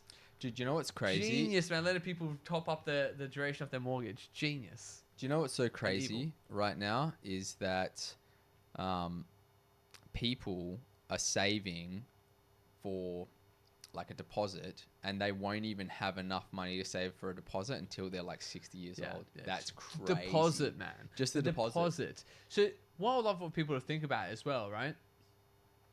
Yeah, that's another one. Or they tell people they can switch to interest only, which means you're not actually paying off any of your actual debt. You're just paying the interest. It's crazy that Dude, people that's do that. brutal, man. Dude, people do that. People tell me they have to, man. They've got a choice. They're completely stretched. Like 60% of their income's going towards their mortgage, man. But that's what's going to influence, like what is it? Not foreclosure, but like when someone can't pay. Yeah, it is foreclosure. Is it foreclosure? Yeah, foreclosure. Eventually, what happens when the bank seizes and repossesses? There's another. Yeah, there's another word for it. No, it's like Destitute? no. Fuck, what is it called when someone can't pay their mortgage? Defunct? No, kind of. It starts with a D. Destitute? Default. Default. They're defaulting. Defaulting on the mortgage. Defaulting on their mortgage. I bounced right. All the words I said were the correct words, by the way, but different. No, but it was like defaulting. They meant different things. Yeah. It's like defaulting on their loan. Yeah, it gave you a complete word salad there. I know, seriously, too many. Yeah. But yeah, but here's the thing, right? So the whole premise that I understood is that if the interest rates go up and people are paying interest only and they can't afford to pay the interest only because the interest has gone up too high, then more people default on their loans, which means that they have to sell their houses, which means that there's a flood of houses in the market, which means that the house prices come down. Yeah. But now... It becomes a buyer's market is what they call it. Becomes a buyer's market. But now it sounds like that people have survived the interest increases and it's starting to come back down now. Yeah. So what does that mean? Because that means that the house prices won't come down. Well, the problem is, and there's been a lag, how many people got fixed who bought in 2020, 2021, 2022. Theirs have only really just expired now, 2023, 2024, right? What you have is not the same increase in wages that you've seen in house prices. So even if the interest rates drop by 0.5 to 1% again, they're still way higher than the way when people bought these houses. They could barely afford them when they bought them. And that's the real problem. Like, your wages haven't increased. Your capacity to buy and service a mortgage is the same as it was in 2020. The fact that it's going to come down from you got a 1%. It's 4.65 plus now. They take it back down to 4. You're still fucked. You're still really fucked. And worst of all, you've just spent the last 48 months running debts left, right, and center on everything, maxing out credit cards, maxing out borrowing from family, maxing out from your parents. Everyone's like on the cliff edge, and they're just gonna like what? Make the fall off the cliff a little bit lower? Like that? Is that the solution? But do you think that houses are going to start defaulting? I think that they already would, if not for the interest only, and if not for banker mum and dad and the rest of the stuff. I think it's 1.8% now. It went from 0.6 to 1.8%. The amount of households that are extremely at risk of default. So sorry, it was what? It was 0.6, 0.4, 0.6 around there. Defaults. Yeah. And it's up to 1.8%. 1.8. Yeah. That's a huge increase. That's a huge increase. That's the most recent data I've seen. So you got to think of just how many millions of homes that is across Australia, right? Because it's like 1.8 million, I want to say, households or something like that. It's a decent sized number who are extremely at risk. Yeah. So do you know what's interesting now is that say the defaults do go up, but the interest rates stay high, and it's difficult for people to actually borrow. That means the house prices, just out of pure inevitability, have to come back down. They have to come back down. Or you devalue the hell off our dollar, raising people's wages to a point where they can afford them. Unless more investors start buying houses, and that continues to drive the price up, which locks people out of buying out a house. And then you own nothing and you'll be happy. That's the globalist agenda, left, right, and center right there. Because right now, a lot of people will think if you buy a house, that at least I own it, at least I'm not renting anymore. But to be honest with you, you don't own the title of that deed at all until you pay off your mortgage. The bank actually owns the house. Exactly, yeah. It doesn't get transferred to you until you paid off the last payment. And if their interest on that mortgage is higher than the standard rent that you're paying, you're actually being ripped off for a long, long time before you become positive. Honestly, I ran the numbers on it as well. It was brutal. The fact that I could say, my question was literally, if I just rent for the next 60 years of my life, how much would that cost me? Or if I buy and pay off a mortgage, how much would that cost me? And I know the idea, once you buy off the house, you own the asset at least. But man, I'll have to spend way more money for like 30, 40 years than just so I can sell this thing when I'm 70 and half dead anyway.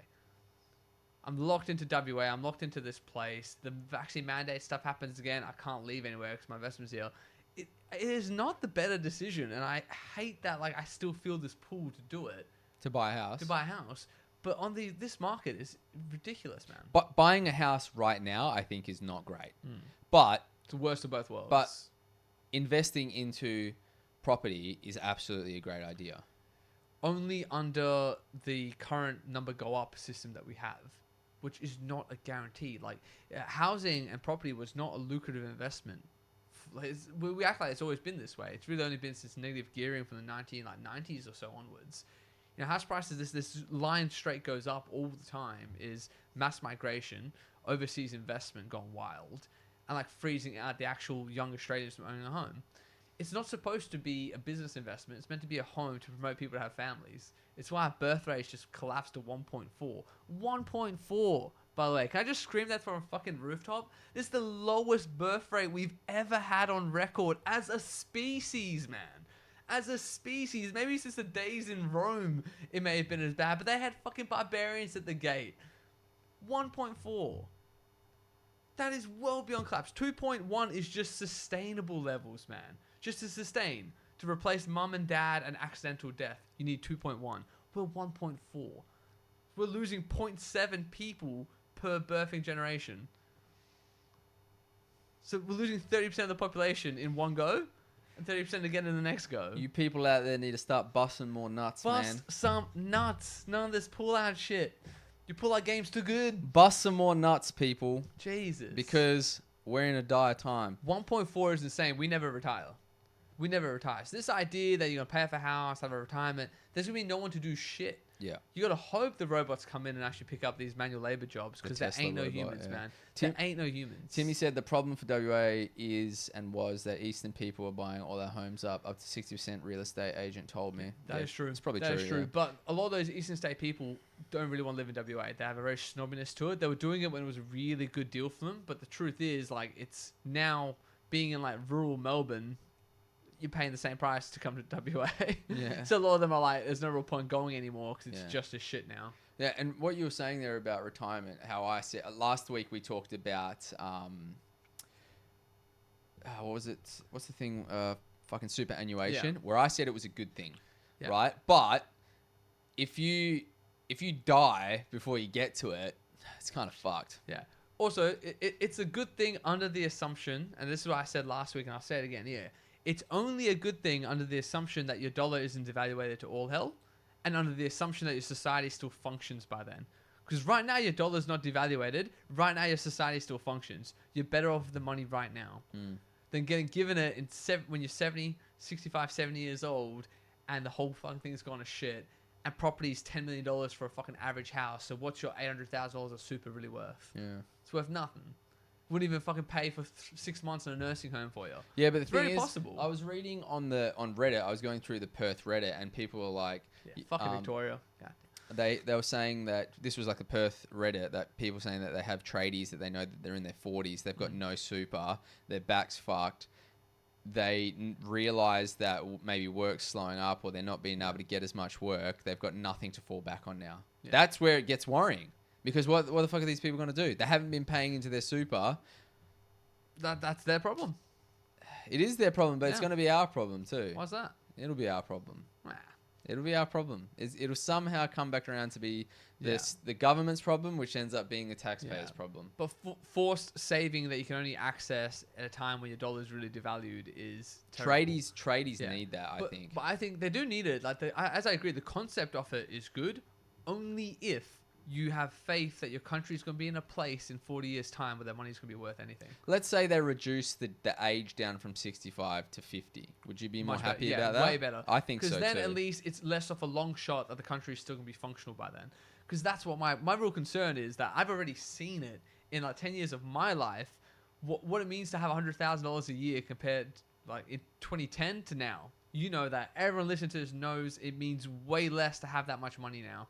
This inflation has been brutal.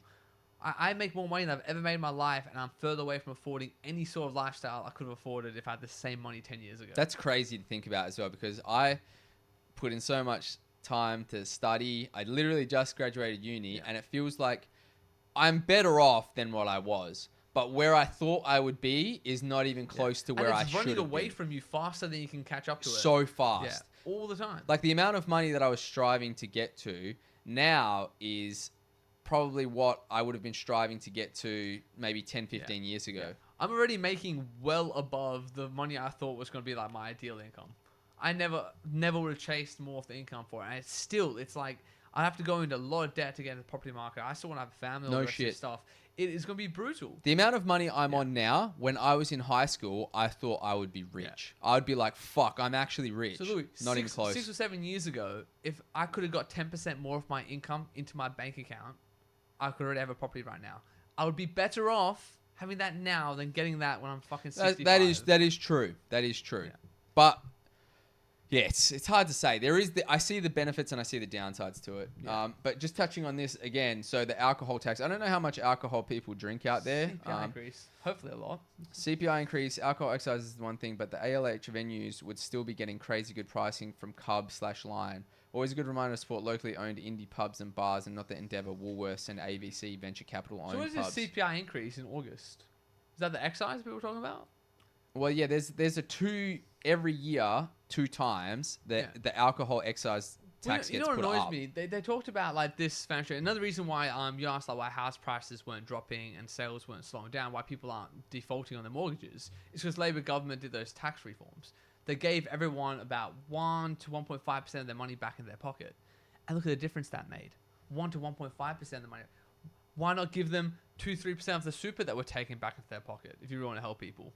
Easiest way you can help every Australian right now is to give them back 2-3% of their super back to their pocket. Easiest way to help a cost of living. Don't you think that would make inflation go even worse though? It would, but not necessarily in this context, because that money is already accounted for. It's going into the circulation through your superannuation accounts, which then buy stocks and invest and gamble with and all the rest of that. We're not making new money. But to be honest, I think you're right. Most people would end up blowing that on nonsense stuff, which would increase the price. They would, wouldn't they? They would. See, it's not clean cut. It's the not only a way clean you cut fix inflation is to allow pain, and no one wants to really have that conversation. That I'm sorry to say, a lot of people did buy houses that they can't afford, at interest that they can't afford, with mortgages that they can't afford. A lot of people did that, and we're doing everything we can to bend over backwards to insulate them from the consequences of those actions. We're doing everything we can because no one wants to see people suffer. But that's what's going to make inflation happen, because you're trying to print more money to bail these people out because you don't want to see the pain and the suffering. That the niche living thing's a perfect example. Okay, I'm sorry you got screwed over by niche living. You got into business with them. They were dodgy. Why is taxpayer dollars now saving your ass? It shouldn't be. Yeah, but then I know they had insurance. what's the point of home indemnity insurance? That's then? a great question. It's then. fucking Insurance useless, is a bit of a scam too, right? Yeah. It's like they should, instead of going the home indemnity insurance route, they should have gone after him personally and got him to pay up. Yeah. Well, the only solution that wasn't viable is to have taxpayers pay them out. So that's a very emblematic of the problem we have here. It's too much empathy and compassion overriding every other decision-making tool that you might have. Critical thinking, consequence, action and consequence. Pretty good to teach people. It's pretty good to have that. You'd be wary about signing contracts with dodgy builders for houses that costed more than they're worth. Do you know what I mean? Like, you could have just let that play out the way it would. Instead, we're going to bail them out now. I wanted to read that quote that I sent to you the other day. What was it? It was, where is it? We sent each other a lot of shit. No, it was about the one from the Rhodesia video. Yeah. So Tim just said there's an excise on fuel plus electric costs are through the roof. Insurance is also going up. That's true. Like, I don't know how we plateau out any of these freaking prices are increasing and stuff like that as well. But it's wild to me that the profit margins for a lot of these insurance companies and banks and everything is just constantly increasing. Oh, man. it's nuts. It's constantly increasing, and they're just any extra cost, they're not absorbing it or copying on they're just passing it straight onto the consumer. It's fucking ridiculous, man. It is nuts. I just wanted to... Where is this fucking quote, man? I literally had it the other day. I send you so much shit that I've completely missed it. Did you see the guy in Parliament going after the guy from the bank saying this $5 in cash buys a coffee, but to buy the coffee via card, it's $5.08. Yeah. It's like, why? Why is this happening? And he says, what's cheaper? And the guy's like, oh, it's cheaper to buy it through card. And he's like, so why is there a difference in how much it costs? Because if I buy it with the $5, it's cheaper. It's that, but it had to be that $5 had to be printed out, distributed, Exactly. Approved, stamped, all the rest of those things, and they're trying to say that literally just processing the fucking card took more work than actually creating the physical, tangible $5. Yeah, I don't know. I don't know what's that about. But I sent you something talking about. Oh man! Every time I send stuff from the Reddit, and it always gets deleted. Yeah, after I also the can't fact. open it either because I don't have Reddit. Oh really? Yeah. I don't have Reddit. I need to get it still. I don't have it yet. All right, so let's have a couple more topics here. Yeah, I need to bounce soon. So we'll get a couple more topics. Shout out to everyone tuning in, by the way. I guess starting later actually does help because we have way more people tuning in today. Also, we have someone from the LGBT community. Fantastic. Shout outs to my LGBTQ Welcome. brother. Welcome. You notice that Louis does have some rainbow colors on his side, so we are trying to. And I got long hair. We are trying to be welcoming. So when I say my wild shit, we get some fucking slack. Yeah. I don't. 1.4 fucking fertility rate, mate. Fucking that's ridiculous. crazy. Man, usually this subreddit is popping off. Maybe I should go. When you send me some stuff from here that just purely makes me mad, like it's some rage bait on Reddit. It's like, oh, I'm this horrible person who did this, this, and this, and Louis sends it to me, and I'm just like chilling there. Next thing I know, I'm pissed off my girlfriend for no reason. Like, fucking dude, this one's perfect. This is exactly what I want to talk about. This post 3 hours ago. How common is tall poppy syndrome in WA? So this person says, so I see a lot that Australia suffers from it. And we've talked about this multiple times on the podcast.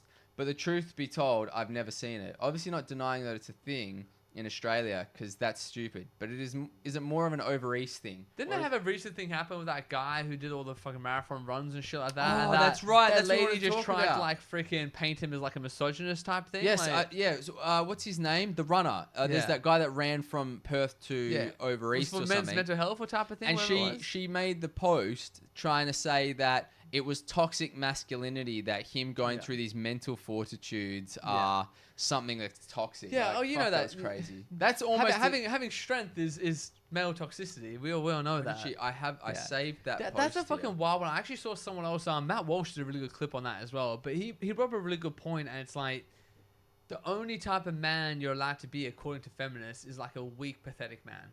That's it. That's the only type of good man in their eyes. The weaker, the better. The weaker you are as a man, the better of a person you are in their eyes. As soon as you have any sort of strength or commanding presence or drive or ambition, I think they see you as a threat. But rather than admitting that they can't compete with men like that, they instead say that you're toxic. 100%. So it's toxic just because we're willing to outwork most women in workplace. Why is it toxic? Men just like to work. Why are we convinced ourselves that it's toxic? You know, looking down at people who've taken too much time off is toxic. No, it's not. You want to take heaps of time off? No worries. I like to work. If the company starts rewarding me more, that just makes sense. It's not sexism. It's not patriarchy. Why would you not reward the person who works more? I don't understand why this concept comes around, which is like, you know, if you're disciplined, if you work hard, it's toxic. That kind of is a subset of tall poppy syndrome, because if someone's working harder, putting more time in, the only way to make this even is to pull them back go down. after their character and insinuate things pull them about down. They're toxically through masculine. gossip as well, which is very much like a dark triad trait of femininity as well, which Peterson talks about. There's this like gossip and innuendo. They'll take you down through like, you know, leaking rumors about you or saying, oh, I don't know about Louis. Seems like a nice guy, but there's a dark side there. I think they'll say shit like that, you know, and they just try to change people's opinion of you. So other people on Reddit say it's a thing. Being proud of ourselves is gross because we hate fake people, so we shit on ourselves instead. I don't know, but that's a terrible take. That Self-deprecatory humor is very British. But that's not what the tall poppy syndrome is. Tall poppy syndrome is where it's not that. People who feel like if your success makes them feel insecure or inadequate, they go after you for other sort of non-tangential things, like you saw with the guy, like saying he's toxic masculinity just because she, like, you know, you've never gone off a couch before in your life, but you're gonna like say shit about this guy who's just run across the goddamn country. Do you know what I mean? It's like not recognizing that your insecurity is not someone else's problem. That's the best, like, you know, definition of tall poppy syndrome. It's where you make your insecurity someone else's problem. 100%. And I think, yeah, it shines a light on your inadequacies. So the only way to make yourself feel better about not doing something that you maybe want to do is to rip someone else down and make them feel like shit. And you can see it so much in a lot of these freaking like you know, lefty circles or journalists who they're completely unfit. Actually, best place to see it was during all the COVID stuff, and they were so mad at like the healthy, fit young men who like brushed off COVID with no issues, right? Then you had like your chief of the Department of Health in like America and Australia, like, these incredibly overweight, like morbidly overweight people who were like scolding you for wanting to go to the gym because you might get sick, and you're like, crazy. Do you know what I mean? Like, dude, if it was so dangerous that me going out to the gym, it was going to kill me, we'd have way bigger fucking problems. And then you have like people who've never stepped foot in the gym, who've never exercised, never lifted a heavy weight, writing articles about how gym culture is far right and extremist. And you're like, man, just because you're insecure that you don't work out doesn't mean you have to write articles like this about anyone else who goes to the gym. It's like, the only reason I don't go to the gym is because I'm not a Nazi. That's why. Like, no, you're fucking lazy as fuck. Just accept the real reason why and move on. This doesn't seem like that. This guy says... Do you want me to read something out? Yeah, go for it. Australians generally don't like flaunting their wealth. It's why billionaires do press conferences in high-vis and boots. That is true. Twiggy always does high-vis and boots, even though he's a fucking billionaire. True. A lot of key wealth displays limited to car, house, boat, jet ski. I don't know about necessarily. I don't know about that as a take. I've seen so many flogs out there from the mine sites who spend all their money. Like you saw when the mining had the downturn and all these jet skis popped up on like freaking Etsy and Facebook Marketplace and shit. Yeah. All those FIFO workers couldn't afford their jet skis anymore. They're fucking $100,000 plus flaunt. Land Cruiser. We flaunt hard, man. Seriously. We flaunt hard. Carry on. So, you know, we tend to dislike jewelry-based wealth displays that many European countries favour off the servant-based ones that many Asian countries... I still don't know about that either, because there's no such thing as Australian who doesn't have a European influence. We're mostly... But both of us here have a European background. Yeah, true. If I had the money, I'd probably have a gold chain. Yeah, but I do technically. Motherfucker's got a gold chain. I got the gold chains. Cut him down, people. Yeah. We got to cut him down. That's fucking it. Roast me. Bring him down. I do. This is very like looks gay. Very Australian wog of me, eh? Yeah, yeah. Does your husband have one too? Fuck off, dickhead. Yes, he does. No, just cut you down a bit, bro. He does. Yeah, it's standard. That's literally what happens though. Exactly if you go out to the pub, I wish I had. Dude, even the fact that one. I'm just jealous. Even the fact I don't know, chat. You can see here. I wear like earrings and shit as well. This is because I love One Piece and Zoro has the 3 He's also earrings got 2 like necklaces. that. He's flaunting 2 necklaces while I'm over here with none, and I think that's just gay as fuck. But like I love like One Piece and I got the 3 earrings. I thought that was cool. But like you get roasted for that. That guy's take though, I'm not sure if I agree with that. He's basically saying that we're just more of a modest people. Mate, come on. Have you literally been around this country whatsoever? We are not a modest people. We're laid back, but we are very bombastic in most circles around the world. 100%. They can tell an Australian from a mile away. 'Cause we're out there like sculling fucking beers and shit. He's making it sound like we're like aristocracy English. Yeah. 100%. He says there are plenty of ways to flaunt it, but you have to understand social conventions. Buy tickets for your friends for a holiday is great, but giving them spending money is not, for instance. Buying rounds of drinks is fun, but not paying for their meals. Every society has their own rules for what's acceptable. Bro, has this guy ever been to Australia? Like, bro, who... This guy does he's not... He's talking as if he's talking for all of us. Bro, as this well. is a bot. I'm telling you. It's a fucking bot as fuck. A lot of the time, this is cited when people are being criticized for genuinely unconscionable conduct. It's tall poppy syndrome, isn't it? That's a terrible take as well. The puppy's meal. It provides that's a employment. Terrible take. Bro, we just talked about how a guy was running to raise money for like freaking what's called some sort of charity he was raising money for. I think it was like Men's Health or something. Who's this for? The guy who was doing the freaking marathon. Oh, the running? Oh, it was for homeless people. He raised $2 million for homeless people. Unconscionable behavior. What a shit take, man. Just admit that people have like a fucking completely irrational response to people's success. 100%. And that is completely driven by insecurity. I think people don't want to admit that it's their own insecurities though. It's hard to do that. It is hard. Also this idea that if you don't live the way I live, you're a problem. There's also a bit of that, like gatekeeping what's acceptable in society. Like what gives you the right to gatekeep how people are allowed to behave. Yeah, people as well. always, if you're not living how I live, they always rip you down until it works. And then they're like, this guy, like, sometimes. But Jesus Christ. But you got to see, like, I think there's a bit of an element there in primary school and stuff. As a guy, as a boy, you've probably all experienced it to some extent. But like the person who gets bullied on is the person who's usually smarter and doing well in class. Because what happens is that the bully gets very insecure because he's not doing well in class, but he's physically bigger. So like you use the medium that's your strength to punish someone for exposing your weakness. Yeah. So when you have these like female journalists, the medium of their strength is the fact that they can write the article and generate public opinion. They can't run a marathon. So seeing the guy do the physical thing makes them insecure, and they counterattack with the journal article. It's the exact same bully mechanics that you see in like every primary school and high school everywhere. Not just females though, but male exactly writers and all that sort of stuff. It happens everywhere. You use your strength to punish someone for exposing your weakness.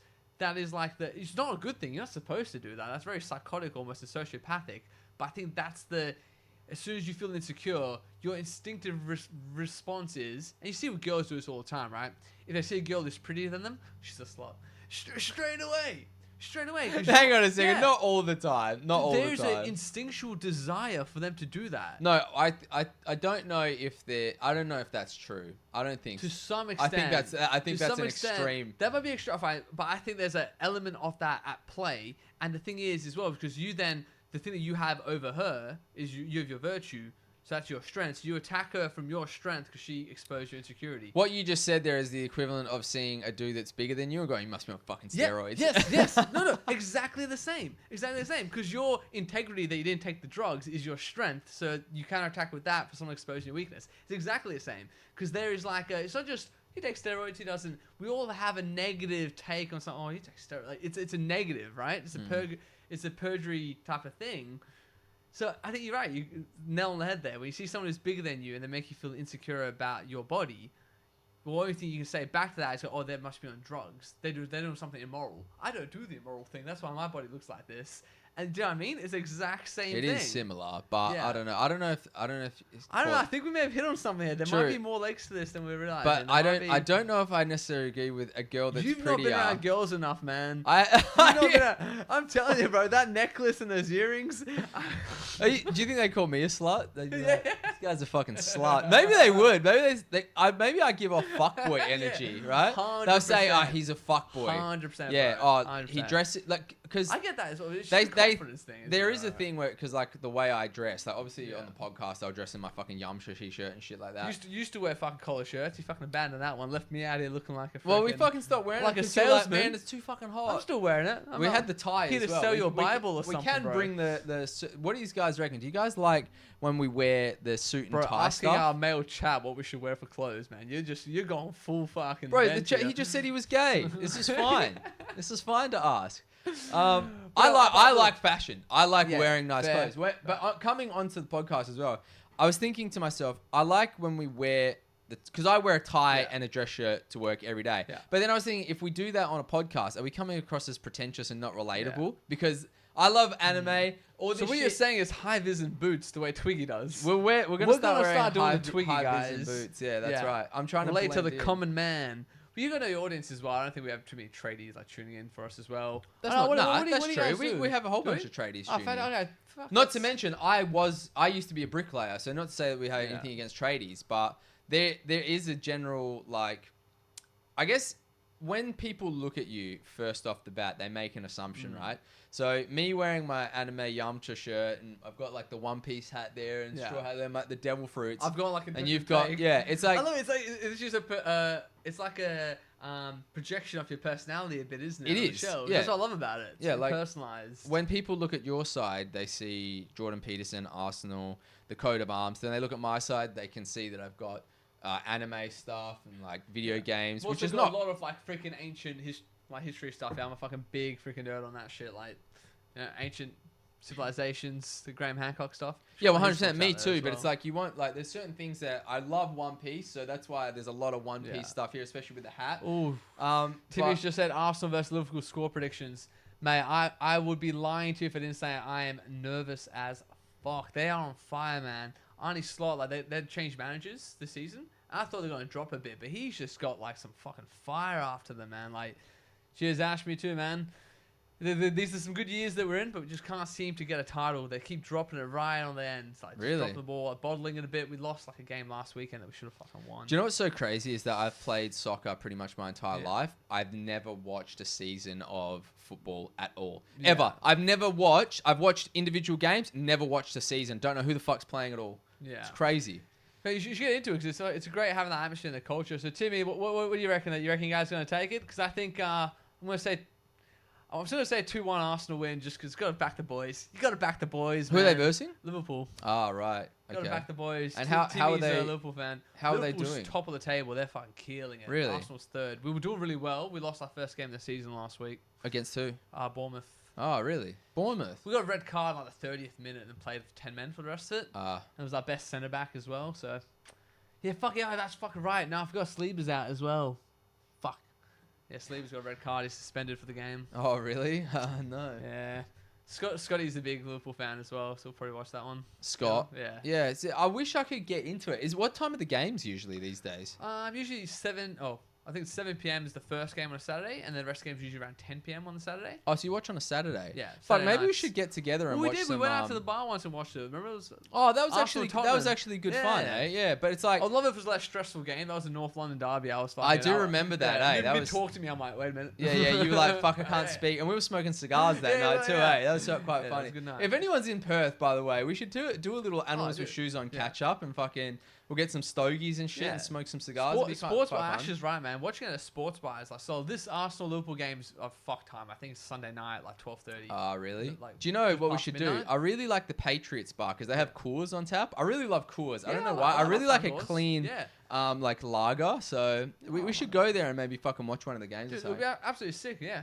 Yeah. Yeah. Let's do Are it. you in Perth, Timmy? It'd be actually quite fun if we went to the Patriots Yeah. bar. We did a little like event, and then Yeah. people would go down and we could actually talk in person and shit like that. It'd be quite Yeah, that'd be cool. sick. It'd be cool for me to get into soccer as well because, like, it's You gotta pick a team, man. I know, Pick a I team. feel I like- would judge you as a person for the rest of my life. man, depending on I'm what team you disappointed pick. that I feel like I've missed the Messi and Ronaldo like the whole era of them. Like, Yeah. and I could have watched it, but I just had no interest in watching Yeah. soccer, only playing. Well, Ronaldo came back to Man United for a little bit. I'm not a Man United fan, but I remember I just wanted him to do well. He came back, he was 34 years old. You just wanted him to do well. Yeah, He did alright. It wasn't great. He lost it a bit. it happens, man. You No. can't beat Father Time, brother. Yeah. Your team says in June's way, yeah. June's? Oh, Really, man, yeah. I used to live in Clarkson, so Yeah, not too well, I'm far a Craigie away. myself. So not Oh, too you're far in apart, Craigie, yeah. That works out quite well. Yeah, we could The do that. varsity bar in Joondalup is quite good. Oh, Varsity Bar might be Yeah. fun as well. Do they Yeah. have coolers on tap?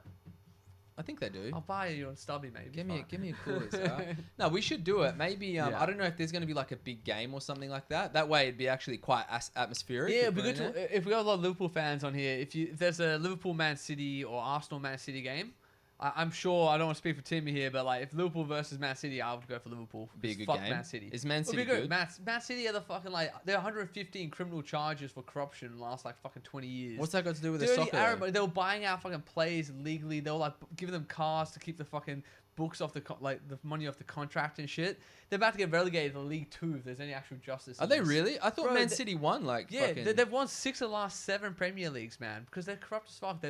Dirty Arab money like bought out all the fucking league in like 2012, 2013. They're doing so much dodgy shit, man. People think they pay out refs and stuff as well. Really? Dude, there's Everton. Everton had 1 charge last season, right? They got docked 10 fucking points. Almost got relegated. Man City has 115 charges, and you know what the Premier League said? The charges are so complex we can't make a decision yet. Meanwhile, they're just fucking winning leagues, buying the best players in the world, unlimited money, unlimited sums of money, like just fucking passing hands. So hang on a second. Is there Dodgy like as a limit cap on how much money you can Yes, put in? yeah, there is, yeah. So what's the limit? I don't know off the top of my head, but there's like they call it financial fair play. It's not just how much money you spend. The money you spend should be proportionate to what you bring in. So you have your revenue, you have your spend. You can't be running at like a fucking $3 billion loss every season, for example. You have to spend for your means, and the idea is that you don't become bankrupt and then rule the league, which used to happen all the time. Happened to Juventus in Italy. Happened to Rangers in Scotland. Like it happens all the time in football. They'll overspend to bring the players in. They'll do poorly and then just fucking go. Like they go for administration, they go default basically. So do you think that right now the Premier League is like not a real league in the terms of that it's literally pay to win? Yeah, until they sort out these 115 charges. I know some of them are the Mancini years they call them. I know that they were like, I heard that they were giving money, sports cars out to like coaches and players and stuff like that, so that it wouldn't be on their books. So they were giving like fucking houses, lavish, like, all these gifts that would come from like, the Saudi family. Just so you can't be doing shit like that, man. You can't be doing shit like that. And then they were never a big team. They were never a fucking big team in the Premier League. And now they've won 6 of the last 7 Premier Leagues in this modern era. Do you think that... Ridiculous. I mean, I assume that money, like pay to win, is actually a real thing. But what is it? It's just the ability to be able to afford better players. Yeah. Yeah, they've constantly got the best play. Every single position that they have on the football pitch has 2 of the best. Like, if you have the 5 best players in the world for that position... Man City probably have 2 of them in each fucking position, man. In each position, and they just spend like crazy all the time. They completely revolutionized their team in like a matter of a couple of years. Just brought in player after player after player. There's some funny stories of like in the 2013s, 2014s, this was first happening. I've heard a few players saying like when they were told they were going to Manchester, they thought they were signing for Manchester United, and they were pissed off and they rocked up and realized it was Manchester City because no one knew who they were. Right. And they just bought all the best players, and money just started coming out of nowhere, man. I'm really salty about it because Arsenal have come second to them the last 2 years. Right. Like any other time in Premier League history, if a club got as many points as Arsenal got in the last 2 years, they most likely will have won the Premier League. But because Man City is so clinical, so much better, that you still come second to them. Liverpool have had it happen to them as well. Liverpool lost one of their best coaches of a generation because he just couldn't keep doing it. He couldn't keep going up against Man City. He was like, this is fucked. He had his team getting 90 points a season. Talking like 28 wins out of 36 games, bro. Would have won the Premier League any year in the history of his existence. Still came second to Man City that year. Because they're just that good. They're just that fucking good. That fucking good. Unlimited funds for about 15 years will do that. Do you think that's cheating? Yes, I'd say it is. Yeah, I think. There's What no, if the no what if place the for it. other clubs? Other clubs still like don't get me wrong, every other club has a benefactor as well. Arsenal have Kroenkes from the US. Liverpool have like a weird consortium of that's kind of half owned by the fans, but there's still every other club has that too. But the fact is that these guys are doing illegal things as well. You know, the 115 breaches of the rules is a fucking lot. 115, man. Breaches. They've been squeaky clean probably for the last 5 years, but it doesn't matter. They got their position, they got their prominence in the world. Best players in the world knew if I go to Man City, I'll win. Do you find it strange that the English Premier League has like a whole bunch of people that aren't English in it? I don't find it weird. I find it a bit concerning. If you're an English like resident, like my partner's family is English, he says all the time, he's like, well, England haven't won a major trophy for like 60 years, since 1969 or something like that. They won a World Cup, 68. Most of the best spots or opportunities for football in their own country are going to foreign players. Most teams have 1 to 2 starters who are actually English born. 1 to 2, man. Do you think that's because they're like the international stars, local leagues are not, they don't pay enough for them to stay around, so they just chase the money? No, it's chase the money, chasing prestige, but it's also it is the best league, and it's kind of like it's a double-edged sword. I think if you're English, because on one hand you want to have the best league, you want it to be like I just walk down there to that stadium and watch the best motherfuckers on the planet do this thing. Like you love the fact that that's the case. But the downside is that it's harder for younger English players to break through in their own country. Like they'll have to go abroad. They'll get better chances in Germany to break into first teams than they will in the Premier League. But then the way they have the pyramid, they have the leagues beneath it, which are still quite good. So they have a system in place. But yeah, it's a bit concerning that like only 30% or so actually English who play for the best teams in England. So just here, what was... Yeah, Arsenal, after the success in the 2000s, agreed a name rights deal with the Emirates that was worth 100 mil in 2004. In 2008, City, who were nobody, absolutely nobody, right, scavenged stadium rights deal worth 400 mil. So Arsenal were one of the biggest teams in the world in 2004. They had an invincible season. That, like we were well known, and we could only get $100 million deal. Man City got a $400 million deal at the same time from Saudi Arabia. Like, it's that level of money that was being pumped in, man. That's crazy, hey? Insane. What do you think the benefit is for Saudi Arabia putting that money into Manchester? Well, part of me, the really cynical part of me, thinks it's cleaning dirty money. I think there's an element of that. Do you think? For sure, there's some aspect of that happens. Dirty right? money? I don't think so. I think the Saudis have fuckloads of money, bro. They also have a They're lot like fucking of trillionaires. Yeah, but what I'm saying to you is that they can then buy assets and buy sway and buy like they take the money that's otherwise been locked up in Saudi Arabia, which is tumultuous at the best time. I don't think the they're Saudi locked up Crown at all. Prince. Bro, they've got fucking shitloads The of Crown money. Prince like locked the entire family down for a little bit. There's assassinations all the time. It's not a great place to keep your finances, man. When I say clean the money, I mean like they take the money out of the country. That's sketchy. That's tumultuous at best of times in terms of leadership, and they put it somewhere where it's more stable. So that's what I mean. They take the funds out and they put it somewhere else. I don't think that's it, eh? I don't think you realize they legitimately might be trillionaires. Yeah. Legitimately, they don't give a fuck about 400 mil. Well, it could That's be. nothing to them. It could just be a fucking pet project then for them as well, or Probably. the prestige of it. I wouldn't be surprised if some sort of money laundering is happening through that. I wouldn't be surprised. But I don't think their money is illegitimate coming from oil. I think it's all legit. Do you reckon? Yeah, But when you think all 100%. these wars have been about in the Middle East, man, some dirty ass money there. But I think you're right. In the international view, it's clean money. I know China does that with their investments. Their rich Chinese people take the money out of China because they don't trust the government to actually respect their private rights. For sure. But I don't know if it's the same thing. That's what I'm saying. I don't know if that is the reason why they did it in Saudi Arabia. Doesn't the prince fucking run everything? Yeah, but if you have money that's in Saudi Arabia and you want it to be in a place that respects personal property rights more, you try to take it out of there. You can't just take your money and get on a plane, though, because they don't want you sucking out the money of the finances. So there could be an element of that. There could be, yeah. That you spend it somewhere else. So it's like, no, I'm just doing this over here. Meanwhile, you're funding all your personal wealth out of Saudi Arabia. Which, if you were a trillionaire in Saudi Arabia and you didn't like the fact that the Crown Prince could kill you any moment he wants and seize your assets, you would probably want to get yourself out of there. Yeah, I see what you're saying. Yeah. Maybe. There's a bit of that maybe, but Timmy said they have so much money they do it to flaunt it around the world.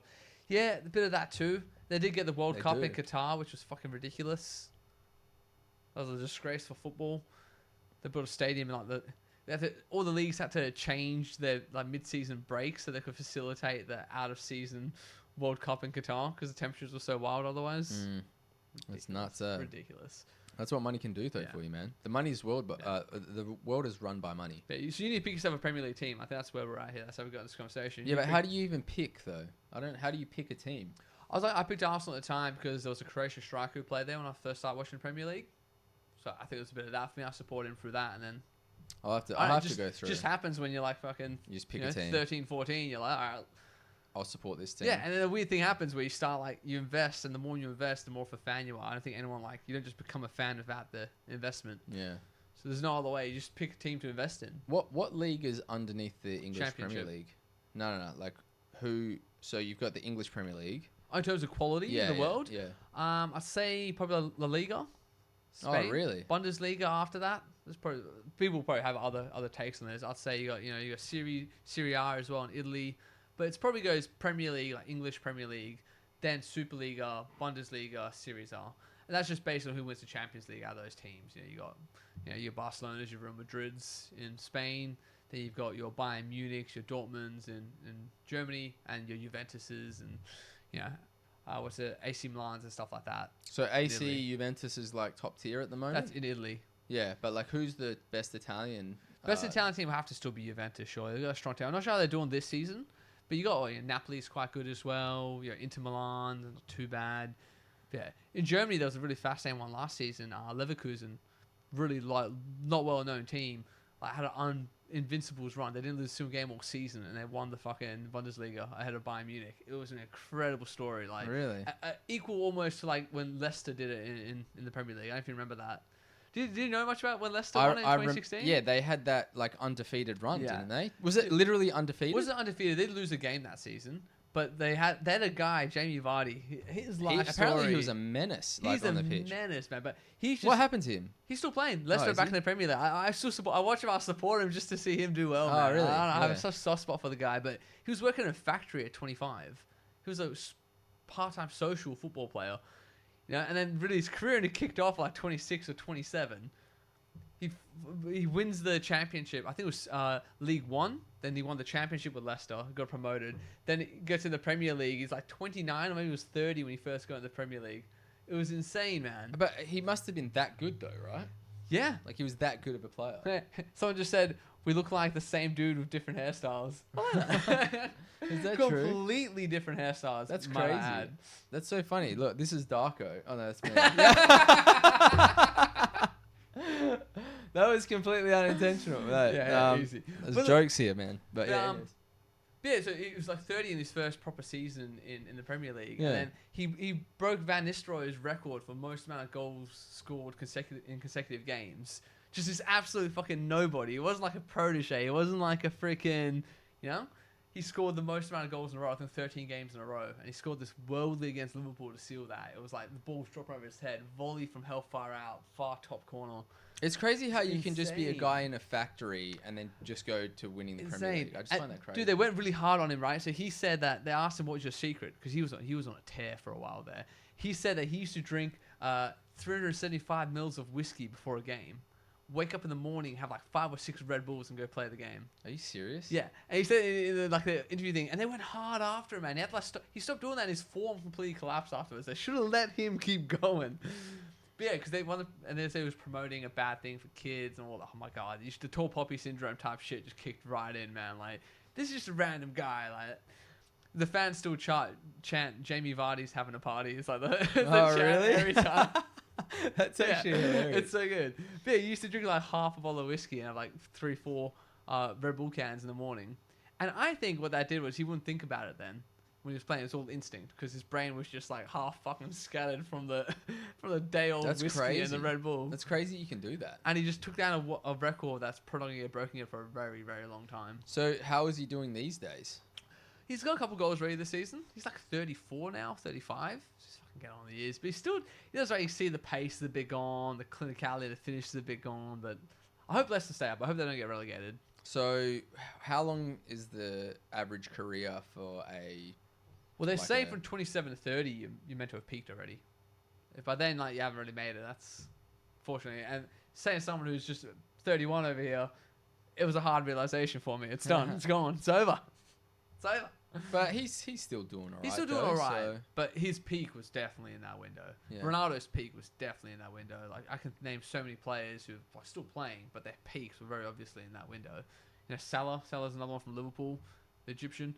So when I was in Egypt, man, they worship that guy over there. Yeah. They worship him. He's like their fucking hero over there. Like Egyptian-born player, top goal scorer in the Premier League with Liverpool when they won the Champions League in the Premier League. Right. It posters off him everywhere. It's wild. That's crazy. Yeah. Man, I feel like I've missed so much in the soccer world. Like I feel You really like have, I man. It's a missed very so fascinating much, world there.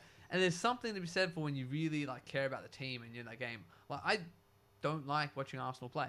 I watch every game, but man, the stress and the nerves. Like I'd rather watch any other team play. Like only when we're like 4-5-0 up, and I'm like, fuck, beautiful. Now we just get to sit back and relax. But when it's a tight game, you're more nervous and stressed than you're actually enjoying the game. Yeah. I don't know. I've just never really like tied myself to a team, and like it's never affected me in that sort of way. I don't think. It's a bizarre mentality that happens there, man. It's really, really bizarre. Like you get like it's an identity thing as well. Maybe the World Cup. I do love when like Italy or Australia is in it. I can see it there, but it's very 4 years. I don't really do it that much. It's not the same. I recommend picking a team. I should. I'll try. I've got a second one of these at home, man. Nice. Let's have a look. I'm sure Timmy will happily send you a Liverpool scarf as well. There should be like a poll, a context. What team should Louis support? Oh, we should do that. Should do a poll out there. Yeah, we'll call it there, guys. But please not Man follow City, us. though. Just Not Man City, dude. Yeah, I'm all about money. No, why not? Yeah. Maybe if you guys, I don't know if you guys follow us yet on Instagram, TikTok, YouTube. Give us a follow. Maybe we'll put a poll up. We'll see. I'll have a look at some teams and then we'll see what people reckon. I'm still calling that. We look at the same dude with different hairstyles. I never considered Is that that before. true? I don't think we do. I think it's just because we're side by side here. This is a fucking side by side. I know. That's what I'm saying. It's deceiving. I don't know. Okay, you know what we need to do? You need to get this haircut. I'm going to grow that one out. Just grow your hair before and out? after. That's it. Or Dude, use no, AI to do it. Dude, I can never cut my hair. It's the source of my power. Like fucking Samson. Yeah. If I cut my hair, dude, I'm going to just turn into nothing. I'll just be weak. But it's actually crazy if you keep building that idea and then like, and I'm getting a haircut one day and you actually just get super sick right after. I just like throwing up and stuff. It's done. I don't know if I'll ever cut it. I love the fact of it just getting longer and longer. It's quite funny. It just rubs certain people the wrong way as well, which is always quite funny to me. Like, it's just such a random thing for people to be like, oh, long hair. Oh yeah, I know. Some people just don't like it. Some people, but I actually get a lot of compliments on it, which is so funny. Like all the time, especially from girls. Yeah. Girls are like, "I love your hair because it's curly." Where like I don't know, curls must just be a thing. Girls get the girls. It's literally true, but like I always see it when I walk into a bar. The dudes will go like, fucking get a load of this guy's hair. And whenever I walk past the girls, they'll be like, oh my God, look at his hair. Like in a different way. It's so funny. It's weird. It's weird. But it's like, you have to have the confidence to have the hair like that. I just like, fuck, I don't give a shit. I'm like, whatever. It's like, it's my fucking hair. What do you want me to do about it? I don't like the hair being on my forehead. I don't have. Oh, really? Like, let's pull it back. can be hell annoying, but when you can just tie it up. Yeah. All right, should we wrap that one up there? Let's call it there. Hey, thanks everybody, dude. Yeah, we had a whole bunch of people tune in today, so shout outs to that, man. On a whole bunch of different platforms. Thank you as well. Which is sick. So hopefully we get some good content out of this. I am posting reels like regularly, but hey, if there's anyone out there that does editing, fuck, maybe we have a job for you because I can't be fucked doing it all the time. Yeah, especially for those like 5-10 minute length clips. Oh, sometimes man. it takes good content there that we would love to get someone to clip out for It takes a long time to do the 50-second clips as well because I have to condense so much down. Paid as well though. Yeah, we would pay you obviously, but otherwise we're gonna have to go to Fiverr or something like that. We'll find someone. Easy. But thanks everybody. Hey, take care from X, Kick, Twitch, and YouTube. We'll see you guys around. Peace.